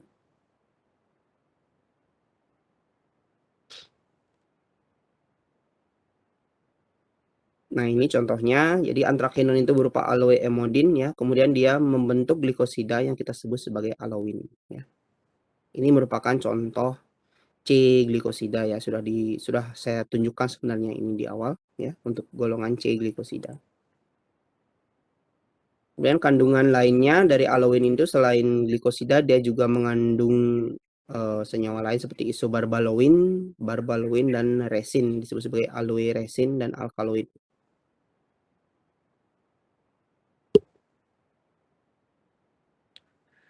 Nah, kegunaan dari aloe ini ya, ini bisa adik-adik baca nanti ya. Itu kebanyakan digunakan untuk obat-obat khusus ya, saluran cerna ya. Untuk purgatif istilahnya. Purgatif itu artinya adalah mengembalikan ke kondisi normalnya. Misalnya kalau adik-adik diare terlalu banyak mengeluarkan feses gitu ya, kalau adik-adik mengkonsumsi aloe ini maka diarenya akan menjadi lebih atau fesesnya menjadi lebih kental seperti itu.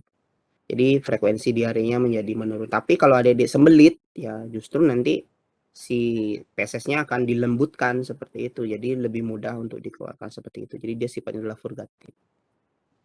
Kemudian bisa juga digunakan untuk mengurangi rasa nyeri ya, inflamasi, kemerahan seperti gigit nyamuk gitu misalnya, itu bisa dioleskan dengan aloe ya. Bisa juga digunakan untuk luka bakar ya, radiating burn. Kemudian perut yang kerucuk-kerucuk gitu ya, yang bergas gitu, ada gasnya di dalam perut ya. Kita mengkonsumsi aloe ini akan membantu mengeluarkan gas di dalam perut. Kemudian karena dia berwarna, si anthraquinone ini juga bisa dimanfaatkan sebagai coloring agent. Aktivitas lainnya yang saya temukan itu juga ada sebagai antibakteria, antifungal, dan antitusif. Selain aloe, jenis anthraquinone glycosida itu juga ditemukan pada tanaman rubab. Ya, ini bisa adik-adik baca nanti.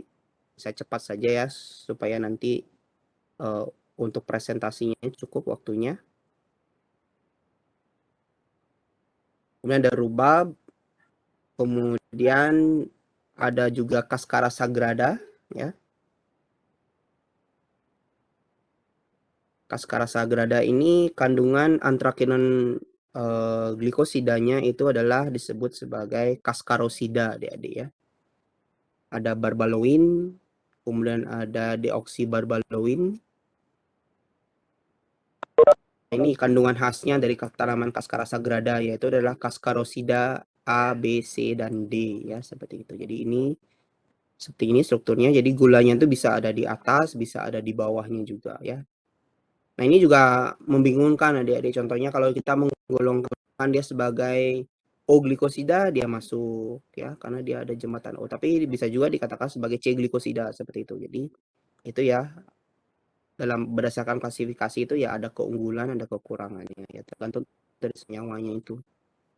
Ya, kadang-kadang sulit kita menggolongkan suatu senyawa ini, dia akan masuk ke C glikosida atau ke O glikosida. Jadi berdasarkan aglikon inilah yang mungkin yang paling banyak ya. Jadi kita hanya melihat bagian non gulanya saja. Gitu, ya. Jadi sagrada kandungan glikosida khasnya itulah disebut sebagai cascarosida A, B, C, dan D ya. Kandungan lainnya itu ada kasantranol, yaitu bentuk glikosida dari antranol ya. Kemudian ada frangula ya. Frangula ini dia mengandung glikosida berupa frangulin. Jadi gulanya itu ada di bagian sampingnya, adik-adik, seperti ini. Ya, nanti bisa adik-adik baca. Kemudian ada tanaman sena ya, atau daun sena. Jadi daun sena ini merupakan salah satu jenis tumbuhan yang dimanfaatkan untuk mengatasi konstipasi, adik-adik ya. Jadi kalau kalian sembelit itu konstipasi, susah buang air besar, ini bisa mengkonsumsi ekstrak daun sena, dan nanti pasti buang air besarnya akan lancar. Tapi ya, belakangan daun sena ini juga banyak dialih gunakan ya. Ini banyak digunakan sebagai untuk pelangsing, adik-adik ya. Karena apa? Karena ketika kita mengkonsumsi makanan tertentu yang mungkin banyak lemaknya, maka orang itu dia akan minum jamu yang mengandung sena ini. Nanti dia akan buang air besar secara jor-joran seperti itu, sehingga lemaknya menjadi tidak terserap. Jadi dia kurus gitu ya. Tapi efek sampingnya apa? Dia mungkin si orang yang mengkonsumsi sena ini dalam jumlah besar itu dia kemungkinan bisa malnutrisi ya, adik-adik. Karena apa? Karena beberapa vitamin yang larut lemak itu akan dikeluarkan, adik-adik ya, bersama lemak yang dikonsumsinya tadi, sehingga menjadi malnutrisi orangnya ya. Seperti itu. Jadi hati-hati juga ya kalau adik yang mengkonsumsi obat-obat pelangsing, mungkin yang mekanisme aksinya adalah dengan meningkatkan frekuensi buang air besar atau pengeluaran lemak melalui feses itu ya. Itu hati-hati karena bisa mengalami malnutrisi karena penurunan absorpsi beberapa jenis vitamin yang larut lemak tadi itu. Kandungan khas dari tanaman sena ini adalah disebut sebagai senosida, adik-adik ya. Senosida ABCD. Jadi dia merupakan jenis diantron ya, adik-adik ya. Karena dia merupakan dua buah antron yang bergandengan secara simetris seperti ini. Ya. Tadi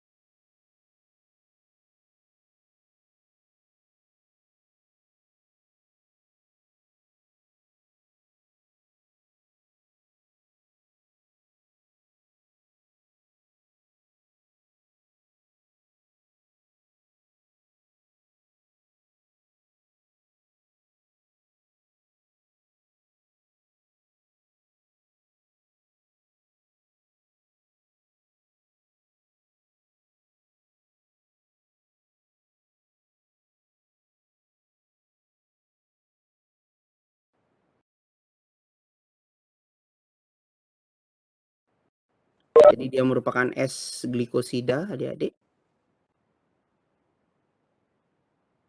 Dia berasal dari black mustard, sinigrin, jadi kandungannya kebanyakan itu adalah kurang lebih 4% ya berupa sinigrin. Sementara saudaranya itu yang si sin albin itu berasal dari wet mustard. Ya, wet mustard.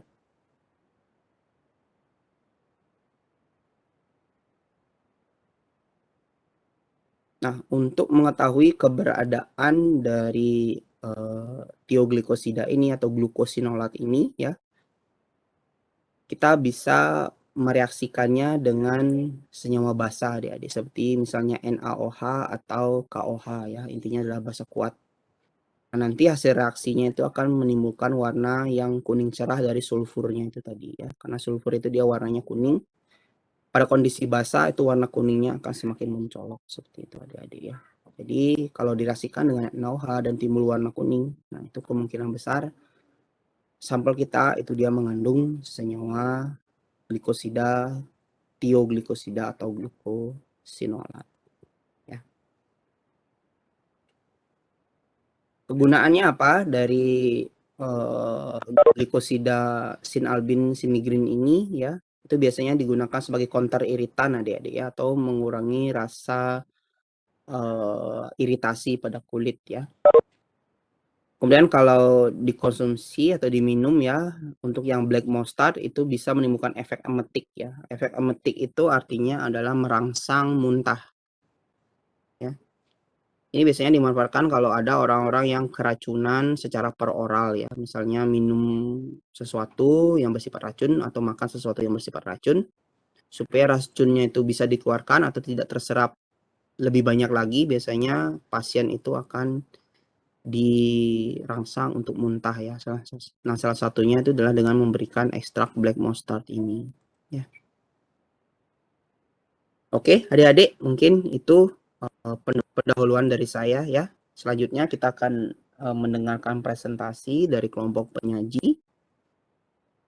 Tapi sebelum itu ada yang ingin bertanya? Saya persilahkan. Permisi Pak, izin bertanya. Ya, silakan ya Nesri. Baik, tadi di awal Bapak sempat menyinggung yang masalah glikosida itu kan terbentuk dari glikon dan aglikon seperti itu. Nah, Bapak sempat menjelaskan bahwa mereka itu masing-masing dari metabolit, mereka itu adalah percampuran metabolit sekunder dan metabolit primer.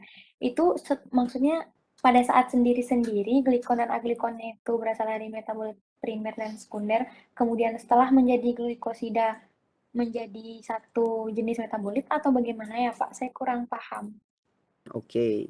Jadi kan glikosida itu ada dua bagian ya. Ada bagian glikon, ada bagian aglikon. Nah, bagian glikon itu kan adalah gula ya adik-adik ya. Gula, sebagaimana adik ketahui bahwa gula itu kan kalau dalam tumbuhan itu dibentuk melalui jalur metabolisme primer ya. Contoh-contoh produk metabolit primer itu kan ada lipid, kemudian ada protein, kemudian ada karbohidrat ya. Seperti itu. Itu yang jalur primer. Kemudian bagian aglikon dari glikosida ini dia terbentuk melalui jalur metabolit sekunder ya. Artinya dia ini terbentuk jika si tumbuhannya ini mengalami sesuatu gitu ya, misalnya terancam oleh lingkungan atau memiliki kebutuhan tertentu ya, misalnya untuk menarik serangga gitu, dia akan menghasilkan warna atau menimbulkan bau. Nah, itu ada keperluan khususnya ya, bukan untuk menunjang kehidupan dasarnya. Kehidupan dasar itu biasanya itu dia terbentuk melalui jalur metabolit primer ya, seperti tadi lipid, kemudian protein dan karbohidrat. Sementara kalau yang sekunder ini adalah namanya juga sekunder ya, jadi dia merupakan proses biosintesis lanjutan gitu ya dari jalur metabolisme primer itu tadi ya. Dan dia ini terbentuknya tidak serta-merta terbentuk dalam tumbuhan, tapi harus ada kondisi tertentu yang mengakibatkan si tumbuhan ini memproduksi metabolis sekundernya ini. Ya. Nah, untuk metabolit sekunder ini itu kan ada berbagai jalur ya. Tadi sudah saya sebutkan ada jalur asam asetat atau malonat dan juga ada jalur sikimat ya. Sebenarnya ada banyak lagi jalur-jalur yang lainnya, mungkin itu kan dipelajari di topik yang lainnya ya. Nah, nanti si bagian glikonnya itu dia melalui jalur metabolit primer seperti itu ya Nasri. Kemudian bagian aglikonnya ini kan bukan gula ya, namanya bukan gula karena bukan gula dan bukan berupa lipid atau protein, maka dia masuk ke dalam metabolit sekunder seperti itu. Jadi jalur primernya berdiri sendiri, kemudian metabolit sekundernya terbentuknya melalui jalur sendiri seperti itu.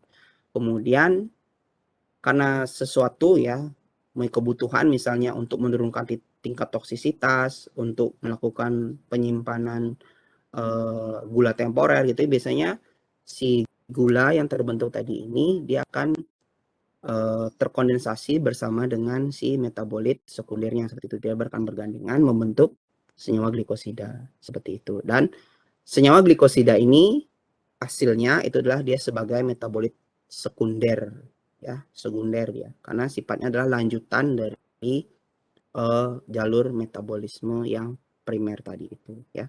Ingat saja ya, yang primer itu adalah karbohidrat, lipid, lemak itu saja. Kemudian kalau yang lainnya misalnya turunan dari karbohidrat, ya, turunan dari lemak, turunan dari protein, itu maka dia masuknya adalah ke sekunder seperti itu ya. Seperti itu ya Nasri, mungkin apakah masih kurang jelas atau gimana? Baik Pak, sudah jelas Pak, terima kasih. Ya. Jadi dalam proses pembentukan bahan-bahannya ini dia jalurnya sendiri-sendiri ya. Kalau gula itu jalurnya adalah primer, sementara kalau bagian aglikonnya itu adalah jalurnya sekunder. Nanti setelah bertemu, dia terkondensasi membentuk satu ikatan, kemudian dia menjadi molekul sendiri ya, satu molekul kesatuan itu, maka dia ini adalah senyawa yang termasuk dalam metabolit sekunder. Oke. Oh ya, nanti mungkin saya akan memberikan kuis ya, tapi kuisnya saya kasih PR aja ya adik-adik ya. Jadi nanti sama kormanya saya akan memberikan link kuisis ya. Nanti silakan adik-adik jawab, nanti akan saya buka setelah presentasi tapi ya. Ada pertanyaan lagi sebelum kita ke sesi presentasi?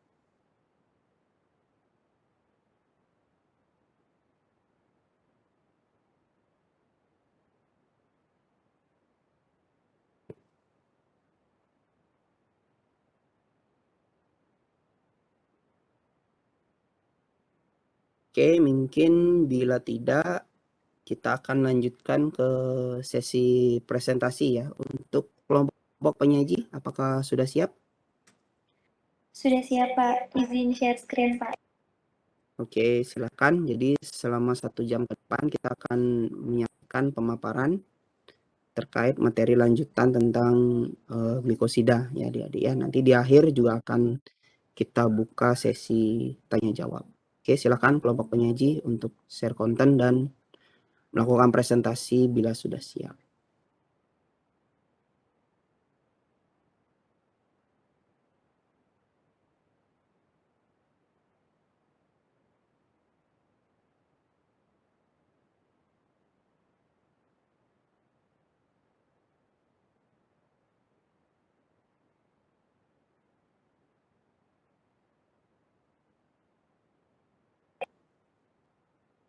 Baik, selamat siang Pak Bung Rai dan teman-teman semuanya. Perkenalkan, Oke, saya selamat dari siang. ya Pak. Perkenalkan, saya dari kelompok 1 kelas C akan mendapatkan bagian untuk menjelaskan mengenai glikosida dan tanin. Anggota dari kelompok kami itu ada Sinta NIM 50, saya sendiri dan Rika NIM 52. Jadi pada kesempatan sebelumnya, terima kasih telah memberikan kami kesempatan untuk sharing mengenai materi ini di kelas pada hari ini dengan topik glikosida dan tanin. Ini tadi anggota dari kelompok kami. Kemudian pokok pembahasan pada kesempatan kali ini adalah yang pertama itu definisi dari glikosida dan tanin, kemudian jalur biosintesis, kemudian identifikasi kualitatif, selanjutnya ada penggolongan dan strukturnya, dan yang terakhir adalah contoh tanaman dan senyawanya. Kemudian untuk definisi, saya persilahkan kepada rekan saya, untuk itu kepada Rika, waktu dan tempat saya persilahkan. Baik, terima kasih atas kesempatannya. Di sini saya akan menjelaskan mengenai definisi. Yang pertama adalah mengenai glikosida.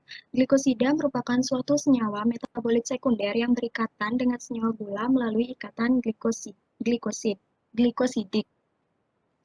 Kemudian, glikosida juga dikenal sebagai gabungan dari dua bagian senyawa, yaitu gula atau glikon dan bukan gula atau aglikon. Pada dasarnya, beberapa tumbuhan mengandung senyawa glikosida yang tidak aktif, namun nantinya dapat menjadi aktif dengan bantuan enzim hidrolase yang akan memutuskan bagian gula dari glikosida tersebut sehingga senyawa kimia dapat digunakan. Next. Selanjutnya adalah definisi mengenai tanin. Tanin adalah suatu senyawa fenolik golongan metabolit sekunder yang memberikan rasa pahit dan sepat atau kelat. Kemudian tanin juga memiliki sifat yakni dapat bereaksi dan menggumpalkan protein atau senyawa organik lainnya yang mengandung asam amino dan alkaloid.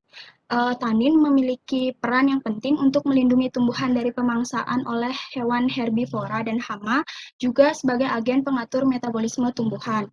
Tanin dapat dijumpai pada tumbuhan berpembuluh serta angiospermae yang memiliki jaringan kayu. Next. Selanjutnya mengenai jalur biosintesis. Yang pertama ada biosintesis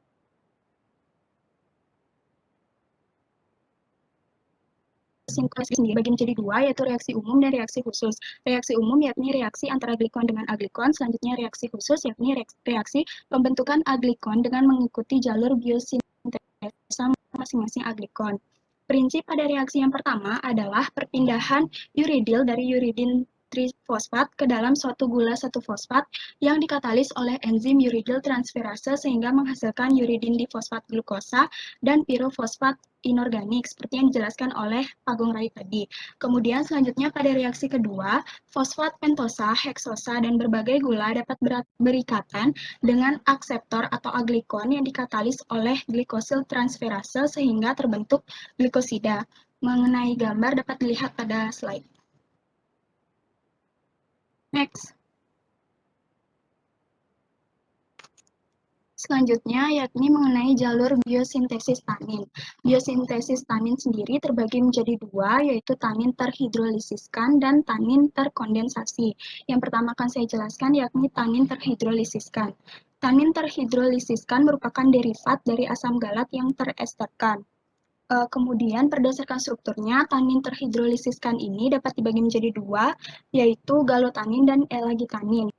Pada galotanin adanya ester asam galat, kemudian sedangkan pada elagitanin itu adanya ester asam heksahidroksifenil. Asam galat inilah yang menjadi tahap pertama dari pembentukan elagitanin. Untuk jalur pembentukan asam galat dapat dilihat pada slide.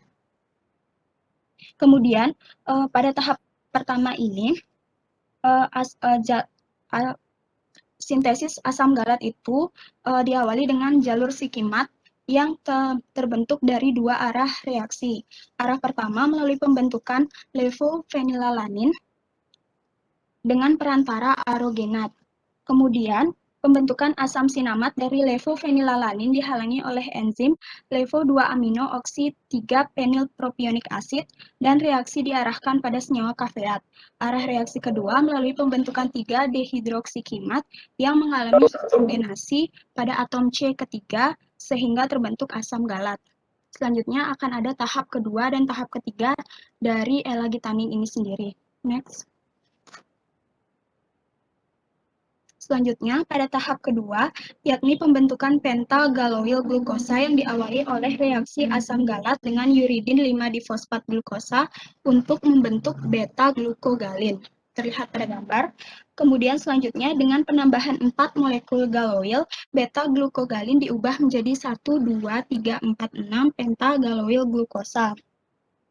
4 molekul galoil menggantikan atom H pada 4 gugus hidroksil. Proses penggantian atom H tersebut dinamakan reaksi galoilasi. Kemudian, pada tahap terakhir ini, tahap secara langsung yang menuju pembentukan golongan elagitanin. Seperti telah disebutkan, biosintesis elagitanin ini dihasilkan dari oksidasi atau lebih tepatnya dehidrogenasi pelepasan atom H dari gugus OH pentagaloil glukosa. Next. Yang kedua, dari biosintesis tanin adalah tanin terkondensasi.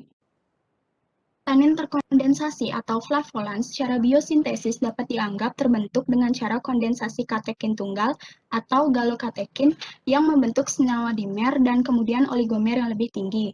Tanin terkondensasi itu sendiri dapat disebut juga dengan proantosianidin.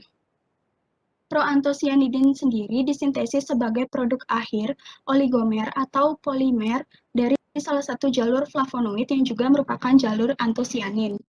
Langkah pertama dari biosintesis proantosianidin ini sendiri yakni kondensasi dan siklisasi intramolekul dari 3 molekul malonyl koenzim A dengan 1 molekul 4-coumaroyl koenzim A untuk menghasilkan kalkonaringenin yang dikatalisis oleh enzim kalkon sintase. Kemudian, langkah selanjutnya yakni isomerasi kalkonaringenin menjadi naringenin yang terjadi secara spontan. Kemudian, flavonoid 3 aksen hidrosilasi atau flavonoid 3 aksen 5 aksen hidrosilasi dapat mengkatalis konversi naringenin menjadi eriodiktiol atau pentahidroksiflavon. Kemudian, flavanon dioksidasi menghasilkan dihidroflavonol yang dimana antara lain dihidrokemferol, dihidroquercetin, dan dihidromiricetin. Kemudian selanjutnya dihidroflavonol tersebut mengalami reduksi sehingga membentuk leukoantosianidin. Leukoantosianidin ini dapat dioksidasi kemudian membentuk antosianidin. Leukoantosianidin juga dapat dikonversi menjadi absilekin, katekin, dan galokatekin yang dapat dilihat pada bagian kanan. Kemudian, dari sanalah akhirnya terbentuk prekursor potensial proantosianidin. Proantosianidin bila direaksikan dengan asam panas, beberapa ikatan karbon penghubung satuan terputus dan akhirnya dibebaskanlah monomer antosianidin. Sekian dari saya kembalikan kepada moderator. Baik, terima kasih Rika. Untuk materi selanjutnya akan dijelaskan oleh rekan saya satu lagi. Untuk itu kepada Sinta, waktu dan tempat saya persilakan.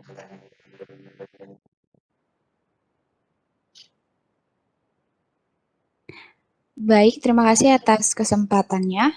Di sini saya akan menjelaskan mengenai identifikasi kualitatif. Yang pertama yaitu untuk glikosida, menggunakan reaksi warna. Berikut merupakan cara pengujian untuk identifikasi senyawa glikosida menggunakan reaksi warna. Yang pertama yaitu difenilamina, yaitu dengan melarutkan 5 gram difenilamina di dalam 50 ml etanol. Selanjutnya ditambahkan 40 ml asam klorida pekat dan 10 ml asam asetat glasial. Selanjutnya semprotkan pada plat dan tutup dengan plat kaca yang lain. Dan tahap terakhir yaitu panaskan pada suhu 110 derajat Celcius selama 30-40 menit sampai terbentuk spot yang terlihat. Jika terbentuk spot biru, maka hal tersebut menunjukkan adanya senyawa glikolipid dan glikosida. Yang kedua yaitu dengan timbal tetraasetat atau 2,7 diklorofluorensis. Langkahnya yaitu yang pertama, disiapkan larutan 1, yaitu dengan melarutkan 2 gram Pb tetraasetat ke dalam 100 ml asam asetat glasial. Selanjutnya siapkan larutan 2, yaitu dengan melarutkan 1 gram 2,7 diklorofluorensis dalam 100 ml etanol. Yang ketiga, campurkan larutan 1 dan 2, masing-masing 5 ml dan tambahkan toluen kering sampai 200 ml. Dan yang terakhir, larutan reagen ini hanya dapat stabil selama 2 jam.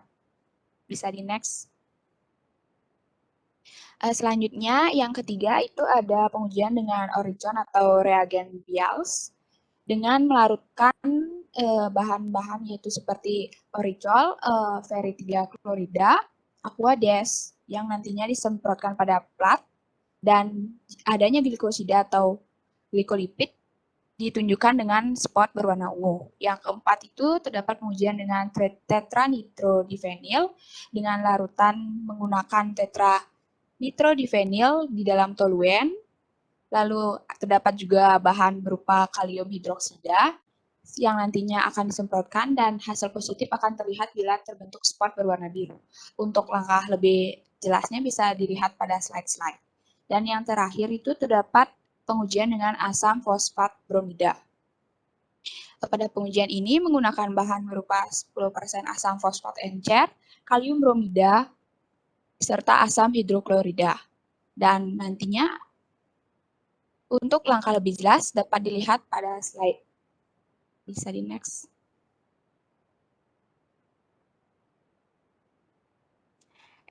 Selanjutnya yaitu pengujian identifikasi kualitatif untuk tanin, yaitu dengan uji gelatin FHL3.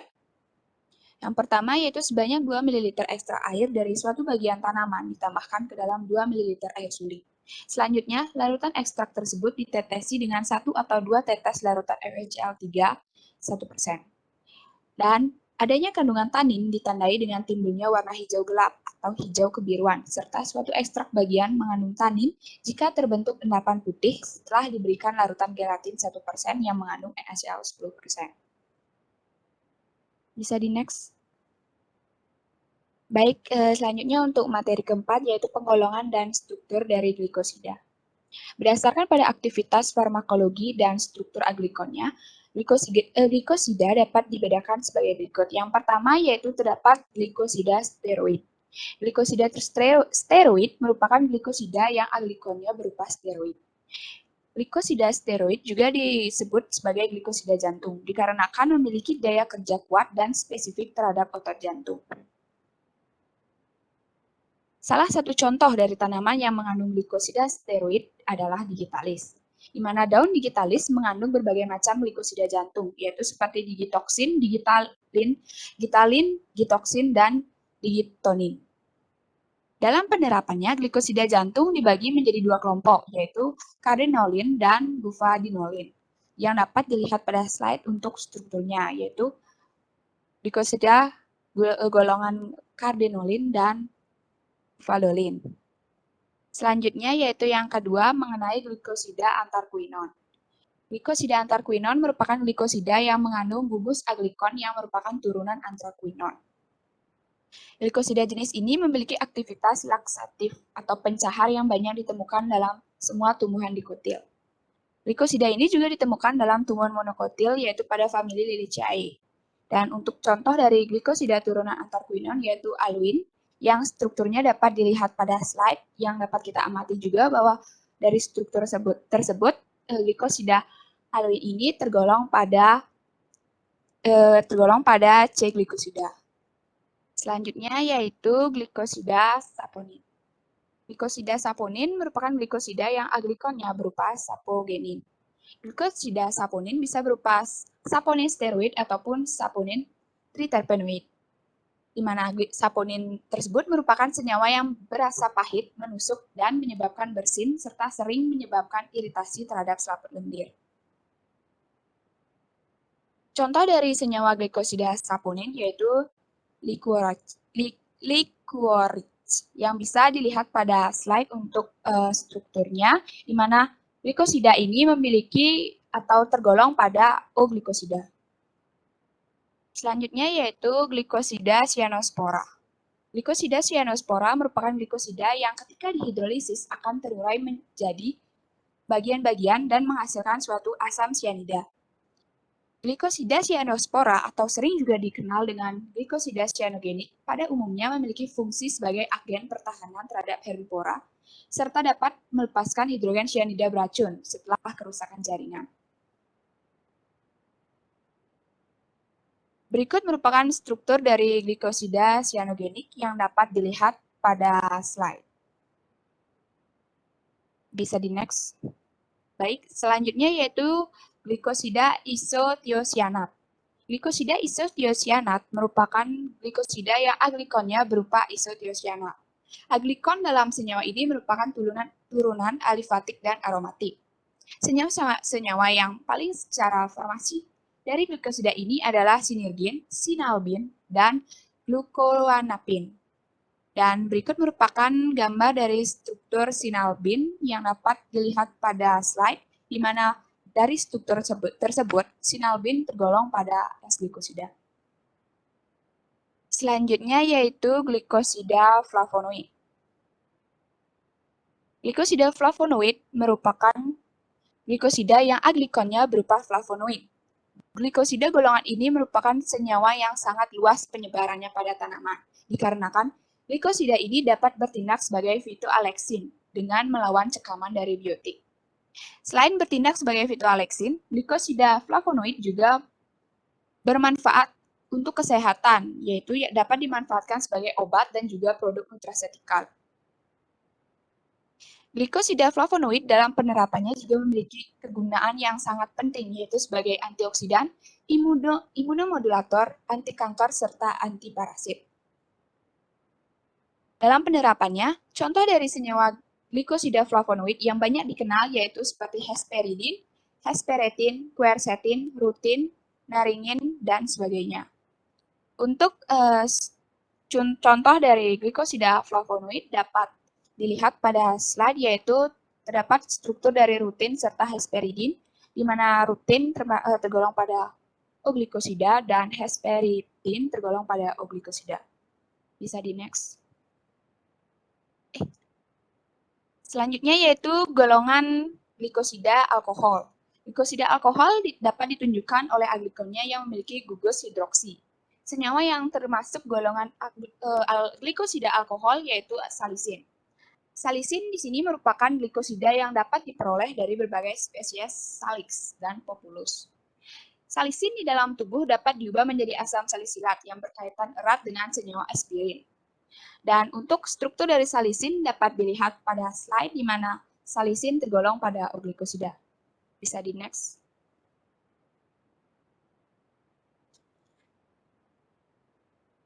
Baik, selanjutnya yaitu glikosida lakton atau sering juga disebut dengan glikosida kumarin.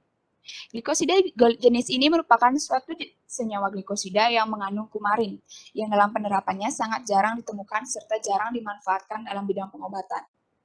Beberapa glikosida dari turunan hidroksi kumarin ditemukan dalam bahan tanaman seperti skimin dalam star anise Jepang, aeskeonin dalam Cortexornis canespoon, dan spin, dan sebagainya. Contoh dari glikosida salah satunya adalah apterin yang dilaporkan memiliki aktivitas melebarkan arteri koroner serta memblokir saluran kalsium. Dan untuk struktur dari apterin dapat dilihat pada slide di mana apterin ini tergolong pada O-glikosida. Selanjutnya yaitu penggolongan glikosida yang terakhir yaitu glikosida fenol. Glikosida fenol merupakan glikosida yang aglikonnya mempunyai kandungan bercirikan senyawa fenol. Contohnya yaitu arbutin yang dapat ditemukan pada Archaeus ursi yang menghasilkan hidroquinol sebagai aglikonnya, di mana senyawa ini memiliki efek antiseptik pada kandungan kemih. Selain itu, terdapat juga hesperidin dalam buah jeruk yang juga dapat digolongkan sebagai senyawa fenol. Untuk struktur arbutin dapat dilihat pada slide di mana senyawa ini tergolong pada O-glikosida. Bisa di next.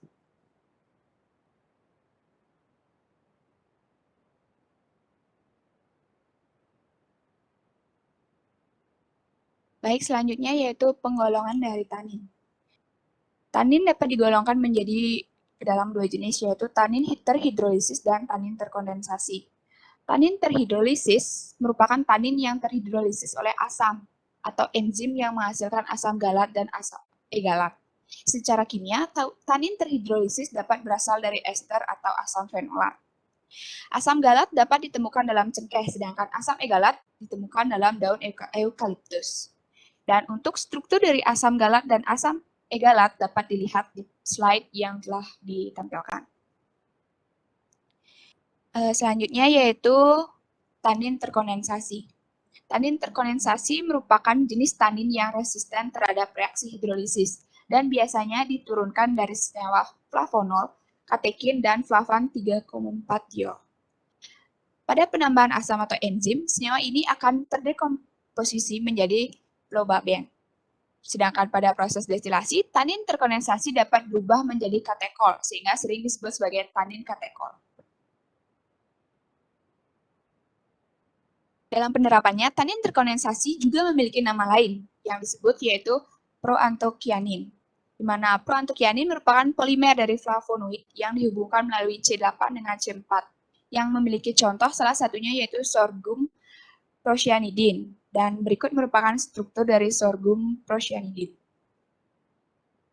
Baik, sekian dari pemaparan dari saya kembalikan kepada moderator. Terima kasih. Baik, terima kasih Sinta. Itulah tadi penggolongan dan struktur-struktur dari golongan yang termasuk glikosida dan tanin. Nah, untuk di bagian glikosida itu juga ada yang namanya glikosida aldehida. Nah, glikosida aldehida ini merupakan glikosida yang aglikonnya adalah suatu aldehida. Nah, untuk contohnya itu mohon maaf, kami tidak mendapatkan strukturnya. Jadi, akan kami jelaskan saja bagaimana sih glikosida aldehida itu. Nah, dalam penerapannya itu terdapat beberapa contoh yang tergolong glikosida aldehida seperti salinigrin dan amigdalin.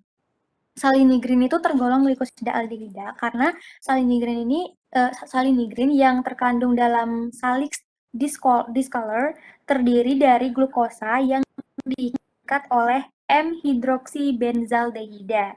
Nah, salinigrin adalah suatu isomer dari helisin dan dapat juga diperoleh melalui oksidasi lemah dari salisin. Nah, berbeda dengan salinigrin, amigdalin itu menghasilkan benzaldehida pada hidrolisisnya, sehingga dapat digolongkan ke dalam glikosida kelompok aldehid. Seperti itu. Kemudian setelah penggolongan dan struktur, kita lanjut ke contoh. Nah, untuk yang pertama itu ada contoh glikosida flavonol. Nama simplicianya adalah Ginkgo biloba folium. Kemudian nama spesiesnya Ginkgo biloba L, mungkin bisa dilihat di PPT. Nah, contoh tumbuhannya adalah daun ginkgo.